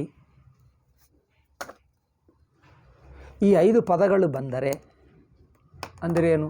ಪ್ರಾಯಂಬ ಪದ ನಂತರ ಊಹ, ಊಢ, ಊಢಿ, ಏಷ, ಏಷ್ಯ ಇವುಗಳನ್ನು ಸೇರಿಸಿ ಪ್ರಾತ್ ಊಹೋ, ಇದು ಸಂಧಿ ಮಾಡಿಬಿಟ್ರು. ಊಹೋಡ ಊಡಿ ಔಡಿಶೇಷೇಷು ಅಲ್ಲವೇ? ಈ 5 ಬಂದರೆ ಇಲ್ಲಿಯೂ ವೃದ್ಧಿ ಆಗುತ್ತದೆ. ಏಕೆಂದರೆ ಇದು ಗುಣ ಆಗಬೇಕು. ಈ 2ಕ್ಕೆ ಗುಣ ಆಗಬೇಕು. ಈ ಮಿಕ್ಕ 2ಕ್ಕೆ ಏನಾಗುತ್ತದೆ? ಇದೇನೋ ಪರರೂಪ ಆಗಬೇಕು. ಇದು ಈ 3ಕ್ಕೆ ಗುಣ ಬೇಕಿತ್ತು, ಗುಣವನ್ನು ಕ್ಯಾನ್ಸಲ್ ಮಾಡಿ ವೃದ್ಧಿ ಬರುತ್ತದೆ. ಈ 2ಕ್ಕೆ ಪರರೂಪ ಕ್ಯಾನ್ಸಲ್ ಮಾಡಿ ವೃದ್ಧಿ ಬರುತ್ತದೆ. ಅದಕ್ಕೋಸ್ಕರ ಇವು ಅಪವಾದಗಳು ಮತ್ತೆ ಹೇಳ್ತಾ ಇದ್ದಾರೆ. ಇದಕ್ಕೆ ವೃದ್ಧಿ ಬರುತ್ತದೆ. ಊಹಃ ಪ್ರೌಹಃ ಅಲ್ಲವೇ? ಊಹಃ ಪ್ರೌಹಃ. ಅದಕ್ಕೆ ಅರ್ಥವೇನು? ಪ್ರೌಹ ಅಂದರೆ, ಊಹ ಅಂದರೆ ತರ್ಕ ಅಂದರೆ ಇಮ್ಯಾಜಿನೇಷನ್. ಇದಾಗಬಹುದಾ, ನೋ ಪ್ರಾಬಬ್ಲಿ ಇದಾಗಬಹುದೇನೋ ಅಂದು ನಾವು ಊಹಿಸ್ಕೊಳ್ತೀವಿ ನೋಡಿ, ಅದಕ್ಕೆ ಊಹ. ಪ್ರೌಹ ಅಂದರೆ ಒಳ್ಳೆಯ ಊಹ, ಪ್ರಕೃಷ್ಟ. ಅಂದರೆ ಉತ್ತಮ, ಪ್ರಕೃಷ್ಟ ಊಹ. ಒಳ್ಳೆಯ ಊಹಕ್ಕೆ ಅಂದರೆ ಗುಡ್ ಇಮ್ಯಾಜಿನೇಷನ್ ಪ್ರೌಹ. ಓಕೆ, ಮತ್ತೇನು? ಪ್ರೌಢ ಅಂದರೆ ಪ್ರೌಢ ವಿದ್ಯಾರ್ಥಿ ಹೇಳ್ತಾರೆ ನೋಡಿ, ಅಂದರೆ ಅಡಲ್ಟ್, ಗ್ರೋನ್ ಅಪ್. ಪ್ಲಸ್ ಊಢ ಅಂದರೆ ಬೆಳೆದಿರುವ. ಪ್ರೌಢ ಅಂದರೆ ಒಳ್ಳೆಯ ಬೆಳೆದಿರುವ. ಓಕೆ, ಪ್ರೌಢಿ ಅಂದರೆ ಪ್ರೌಢತ. ಹಾಗೆ ಬೆಳೆದಿರುವ ವಿದ್ಯಾರ್ಥಿಯ ಬುದ್ಧಿಗೆ ಪ್ರೌಢಿಮಾ ಹೇಳ್ತೀವಿ ನೋಡಿ. ಪ್ರೌಢಿ ಅಂದರೆ ದಟ್ ಪ್ರೌಢಿತ್ವ ಅಂದರೆ ಚೆನ್ನಾಗಿ ಬೆಳೆದಿರುವನು, ಸಣ್ಣ ಮುಗ್ಧನಲ್ಲ, ಮಹಾಬುದ್ಧಿವಂತ ಎಂದರ್ಥ. ಇಂಕೋಟಿ ಪ್ರೇಷಃ ಪ್ರಾಕಿ ಏಷಃ ಪ್ರೈಷಃ ವೃದ್ಧಿ. ಇವೆಲ್ಲ ವೃದ್ಧಿ ಆಗುತ್ತದೆ. ಪ್ರೌಢಃ ಪ್ರೌಢಿಹಿ. ಅದರಿಂದ ಪ್ರೌಢ ವಿದ್ಯಾರ್ಥಿ ಎಂದು ಹೇಳ್ತಾರೆ, ಕೇಳಿದಿರಲ್ಲ? ಪ್ರೌಢ ಹೇಗಾಗ್ತದಪ್ಪ? ಪ್ಲಸ್ ಊಡಿ ಅದು ಗುಣಸಂಧಿ ಬರಬೇಕು. ಪ್ರೌಢ ಬಂತು ನೋಡಿ, ಪ್ರೌಢ ಬಂದು ಬಿಟ್ಟಿತು. ಪ್ರೌಢ, ಪ್ರೌಢಿಹಿ, ಪ್ರೈಷ್ಯ ಅಂದ್ರೇನು? ಪ್ರೈಷ ಅಂದ್ರೇನು? ಕಳಿಸುವುದು ಅಂದರೆ ಪ್ರೇರಣ ಕೊಡುವುದು. ಪ್ರೈಷಃ ಅಂದರೆ ಪ್ರೇರಣ, ಪ್ರೈಷ್ಯ ಅಂದರೆ ಸೇವಕ ಅಂದರೆ ಒಬ್ಬನನ್ನು ಕಳಿಸುವಂಥ, ಇಲ್ಲಿಂದ ಅಲ್ಲಿ ಹೋಗಿ ಅದು ಮಾಡಿ ಬಾ, ಅದು ತಗೊಂಡು ಬಾ ಎಂದು ಕಳಿಸಿರುವ ಸೇವಕ. ಕೊರಿಯರ್ ಹಾಗೆ ಒಬ್ಬರನ್ನು ಕಳಿಸ್ತೀವಿ ನೋಡಿ, ಅವರು ಪ್ರೇಷ. ಇಲ್ಲಿ ವೃದ್ಧಿ ಬರುತ್ತದೆ. ಆಯಿತಾ? ಇಷ್ಟ ಆಯಿತು. ಪ್ರೌಢ ಪ್ರೌಢ ಪ್ರೌಢಿ ಪ್ರೈಷ ಪ್ರೈಷ್ಯ 1 2 3 4 5. ಇನ್ನೊಂದು ವಾರ್ತಿಕ ಇದೆ. ಋತೆ ಚ ತೃತೀಯ ಸಮಾಸೆ. ಋತೆ ಅಂದರೆ ಋಕಾರ ಅಂತ ಪದ ಬಂದರೆ, ಎಲ್ಲ ಋಕಾರಗಳಲ್ಲ, ಒಂದೇ ಋಕಾರ ಪದ. ಒಂದು ಋಕಾರ ಪದವೇನು? ಸುಖೇನ ಋತಃ.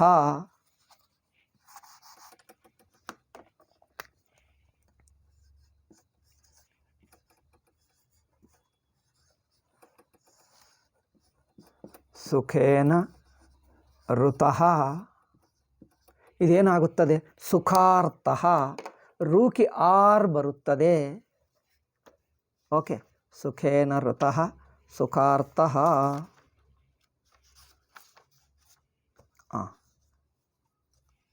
ಋತ ಅಂದರೆ ಪ್ರಾಪ್ತ.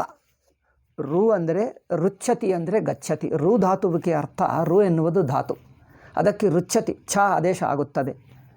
ಇಷುಗಮ್ಯಮಾಂ ಛ ಅದು ಬೇರೆ. ಓಕೆ, ಇದು ಬೇರೆ. ಅಂದರೆ ಏನು? ರೂಕಿ ಏನಾಗುತ್ತದೆ? ರುಚ್ಛತಿ ಆಗುತ್ತದೆ. ರುಚ್ಛತಿ ಅಂದರೆ ಗಚ್ಚತಿ. ಗಚ್ಚತಿ ಅಂದರೆ ಹೊಂದುವುದು.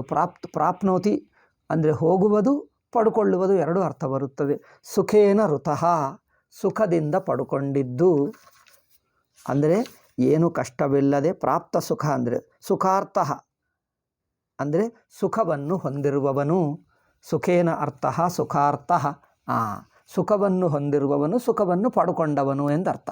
ಇಲ್ಲಿ ಇದು ಸುಖೇನ ಋತಃ ಸುಖರ್ಥಃ ಎಂದು ನೋಡಿ. ಆ ಪ್ಲಸ್ ರು ಅರ್ ಬರಬೇಕಿತ್ತು ಅಲ್ಲವೇ? ಅರ್ ಅಂದರೆ ಗುಣ. ಇಲ್ಲಿ ಗುಣ ಬರುತ್ತಾ ಇಲ್ಲ, ಆರ್ ಬಂದಿದೆ. ಆರು ವೃದ್ಧಿ. ಹಿಂದೆ ಉರಣ್ ರಪರಹ ಹೇಳಿದ್ದೀವಿ ನೋಡಿ. ಉರಣ್ ರಪರಕಿ ಅಕಾರದಲ್ಲಿ ಬರುವಂಥ ಋಕಾರವು ಏನಾಗುತ್ತದೆ? ರಪರಸ್ಸನ್ ಪ್ರವರ್ತತೆ ಎಂದು ಹೇಳಿದ್ದೀವಿ. ರಪರಹ ಅಂದರೆ ರೇಫ ಪರವಾಗಿ ಅಕಾರವು ಬರುವಂಥ ಅಕಾರ ರು ಅಕಾರಕ್ಕೆ ರೂಪರವಾದರೆ ಅದರಲ್ಲಿ ಬರುವಂಥ ಉಹು ಅಣೃಪರಹ ಅದರಲ್ಲಿ ಬರುವಂಥ ಆಕಾರ ರೇಫ ಪರವಾಗಿ ಬರುತ್ತದೆ ಎಂದು ಗುಣಕ್ಕೆ ಹೇಳಿದ್ದೀವಿ. ಅದನ್ನು ವೃದ್ಧಿಗೆ ಹೊಂದಿಸಬಹುದು. ಅದೇ ಉರಣ್ರಪರಹ ಸೂತ್ರ ವೃದ್ಧಿಗೂ ಹೊಂದುತ್ತದೆ. ಅದರಿಂದ ಅರ್ ಬರುವಂಥ ಜಾಗದಲ್ಲಿ ಆರ್ ಬರುತ್ತದೆ. ಏಕೆಂದರೆ ವೃದ್ಧಿ ಹೇಳಿದ್ದಾರಲ್ಲ, ಸುಖೇನ ಋತಃ ಸುಖಾರ್ಥಃ. ಆರು ಅರ್ ಆರ್ ಆಗಿಬಿಡುತ್ತದೆ. ಅದರಿಂದ ನೋಡಿ ಇಲ್ಲಿ ಸುಖಾರ್ಥಃ ಸುಖವನ್ನು ಹೊಂದಿದವನು. ಸುಖಾರ್ಥಃ. ಇನ್ನೊಂದು ಹೇಳ್ತಾರೆ ಋತೆ. ಋತೆ ಅಂದರೆ ಋತ ಎಂಬ ಪದವು ಪರವಾದರೆ ಅದು ತೃತೀಯ ವಿಭಕ್ತಿಯೇ ಇರಬೇಕು. ತೃತೀಯ ವಿಭಕ್ತಿಯ ಸಮಾಸ ಇರಬೇಕು. ಇದೆಲ್ಲ ಇನ್ನೂ ಸಮಾಸ ಬಂದೇ ಇಲ್ಲ, ಮೊದಲೇ ಹೇಳಬಾರದಿತ್ತು. ಎನಿವೆ, ಇದು ಪ್ರಾರಂಭಿಕ ವಿದ್ಯಾರ್ಥಿಗಳಲ್ಲ. ಇವತ್ತಿನ ಪಾಠವೆಲ್ಲ ಕಾಂಪ್ಲಿಕೇಟೆಡ್, ಕ್ಲಿಷ್ಟವೇ. ಪ್ರೌಢ ವಿದ್ಯಾರ್ಥಿಗಳಿಗೆ ಅಂದರೆ ಸ್ವಲ್ಪ ವ್ಯಾಕರಣ ಮೊದಲೇ ಗೊತ್ತಿರುವವರು. ಸುಖೇನ ತೃತೀಯ ವಿಭಕ್ತಿ ಇದೆ. ತೃತೀಯ ವಿಭಕ್ತದಿಂದ ಒಂದು ಏನದು? ಸುಖೇನ ಋತಃ ಸಮಾಸ ಮಾಡ್ತೀವಿ ನೋಡಿ. ಸುಖೇನ ಋತಃ ಅಂದರೆ ಸುಖವನ್ನು ಪ್ರಾಪ್ತಿರುವವನು. ಸುಖಾರ್ಥಃ. ತೃತೀಯ ಸಮಾಸ ಏಕೆ ಹೇಳಿದ್ದೀರಿ? ತೃತೀಯ ವಿಭಕ್ತಿ ಇರುವಂಥ ತತ್ಪುರುಷ ಸಮಾಸ. ತೃತೀಯ ವಿಭಕ್ತಿಯವು ತತ್ಪುರುಷ ಸಮಾಸ. ಈ ತತ್ಪುರುಷ ಸಮಾಸವು ತೃತೀಯ ವಿಭಕ್ತಿ ತತ್ಪುರುಷಕ್ಕೆ ಇದ್ದರೆ ಅದು ಅಕಾರಕ್ಕೆ ಋಕಾರವು ಪರವಾದರೆ ವೃದ್ಧಿ ಬರುತ್ತದೆ. ಇದು ಕೇವಲ ಎಕ್ಸೆಪ್ಷನ್. ಈ ಒಂದು ಪದಕ್ಕೆ ಸೂತ್ರ ಮಾಡಿದ್ದಾರೆ ನೋಡಿ. ಈ ಒಂದೇ ಕಾಂಟೆಕ್ಸ್ಟ್, ಒಂದೇ ಪದ. ಈ ಒಂದು ಪದಕ್ಕೆ ಇಷ್ಟೆಲ್ಲ ಒಂದು ಸೂತ್ರನೇ ಮಾಡದಿದ್ದಾರೆ. ಆಯಿತಾ? ಓಕೆ. మరి ಅದಕ್ಕೆ ಮತ್ತೆ ಅದರ ಮೇಲೆ ಚರ್ಚಾ. ತೃತೀಯ ವಿಭಕ್ತಿ ಎಂದೇ ಏಕೆ ಹೇಳಿದ್ದಾರೆ ಅಂದರೆ ತೃತೀಯ ವಿಭಕ್ತಿ ಇಲ್ಲದಿದ್ದರೆ ವೃದ್ಧಿ ಬರಲ್ಲ. ಹೇಗೆ ನೋಡಿ. ಪರಮ ಋತಃ ಪರಮಾರ್ಥಃ ನೋಡಿ. ಪರಮ ಪ್ಲಸ್ ಋತಃ ಏನಾಗ್ತದೆ? ಆ ಪ್ಲಸ್ ರು ಏನಾಗಬೇಕಿತ್ತು? ಮೊದಲು ಗುಣನೇ ಬರುತ್ತದೆ. ಇದು ತೃತೀಯ ವಿಭಕ್ತಿ ಅಲ್ಲ, ತೃತೀಯ ವಿಭಕ್ತಿಯ ತತ್ಪುರುಷ ಸಮಾಸ ಅಲ್ಲ. ಅದರಿಂದ ವೃದ್ಧಿ ಬರಲ್ಲ, ಇಲ್ಲಿ ಗುಣವೇ ಬರುತ್ತದೆ. ಇಲ್ಲಿ ವೃತ್ತಿಯಲ್ಲಿ ನೋಡಿ, ನಮ್ಮ ವರದರಾಜರ ವೃತ್ತಿ ಪರಮ ಅರ್ಥಃ ಪರಮರ್ಥಃ. ಪರಮಾರ್ಥ ಬರಲ್ಲ ಅಲ್ಲವೇ? ಇಲ್ಲಿ ನೋಡಿ, ಸುಖಾರ್ಥಃ. ಪರಮರ್ಥಃ ಅಂದರೆ ಪರಮಗತ ಅರ್ಷಾತ್ ಮುಕ್ತಃ, ಅರ್ಥಾತ್ ಮುಕ್ತಃ. ಪರಂ ಗತಃ ಪರಮಗತಃ. ಪರಮರ್ಥಃ ಅಂದರೆ ಮುಕ್ತನಾಗಿದ್ದನಂತೆ ಪೂರ್ತಿಯಾಗಿ ಹೋಗಿರುವವನು ಎಂದರ್ಥ. ಪರಮರ್ಥಃ ಅರ್ಥ. ಓಕೆ, ಇದೆಲ್ಲ ಕಾಂಪ್ಲಿಕೇಟ್ ಪದ. ಇನ್ನೊಂದು ಪ್ರವತ್ಸತರ ಕಂಬಲ ವಸನಾರ್ನ ದಶಾನಾಮೃಣೆ. ಒಂದು ಸಣ್ಣ ವಾಕ್ಯ ಇದ್ದು ಇವತ್ತು ಮುಗಿಸ್ಬಿಡ್ತೀವಿ. ಇನ್ನೊಂದೇನು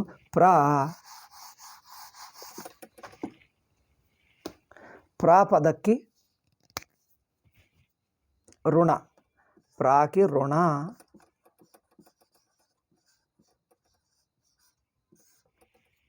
ಋಣ ತಗೊಂಡುವುದಾದರೆ, ಸಾಲ ತಗೊಂಡುವುದಾದರೆ ಅಲ್ಲಿಯೂ ವೃದ್ಧಿ ಬರುತ್ತದೆ.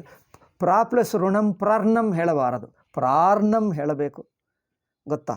ಪ್ರಾರ್ಣಂ ಅಂದರೇನು? ವತ್ಸತರ ಕಂಬಲ ವಸನ ಅರ್ಣ ದಶಾನಾಂ ಋಣೇ. ಇಲ್ಲಿ ನೋಡಿ,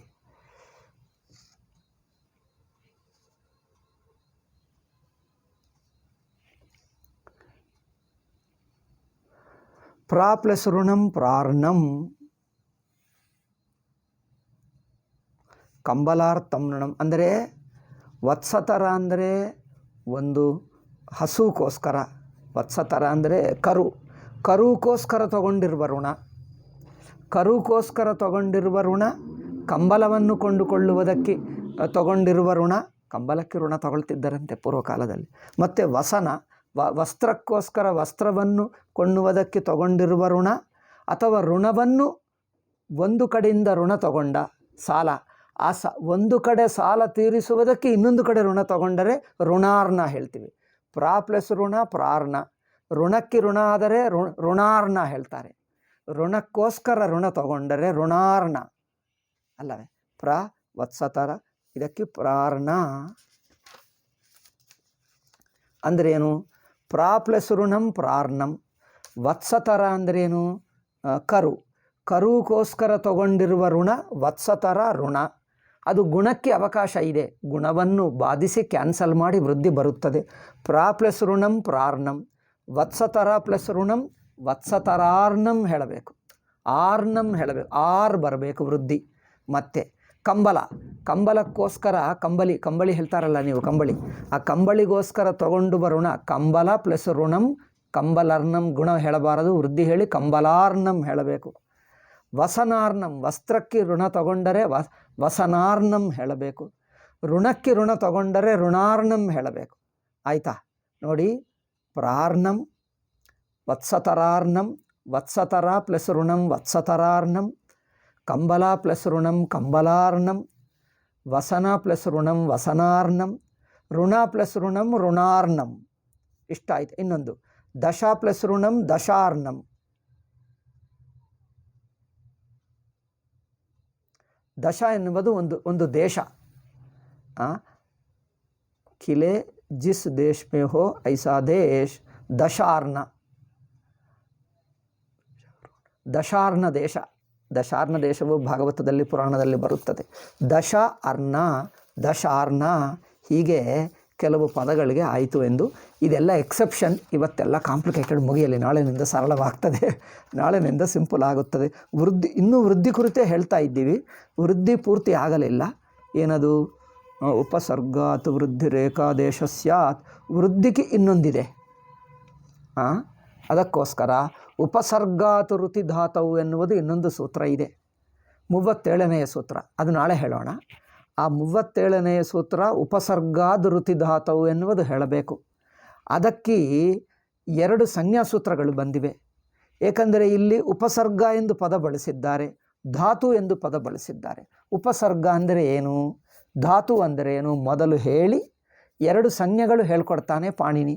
ಅಂದರೆ 35ನೇದು 36ನೆಯ ಸೂತ್ರದಲ್ಲಿ ಉಪಸರ್ಗ ಸಂಜ್ಞಾ ಹೇಳ್ತಾನೆ. ಉಪಸರ್ಗ ಅಂದರೆ ಏನು? ಸಂಜ್ಞಾ ಅಂದರೆ ಹೆಸರು.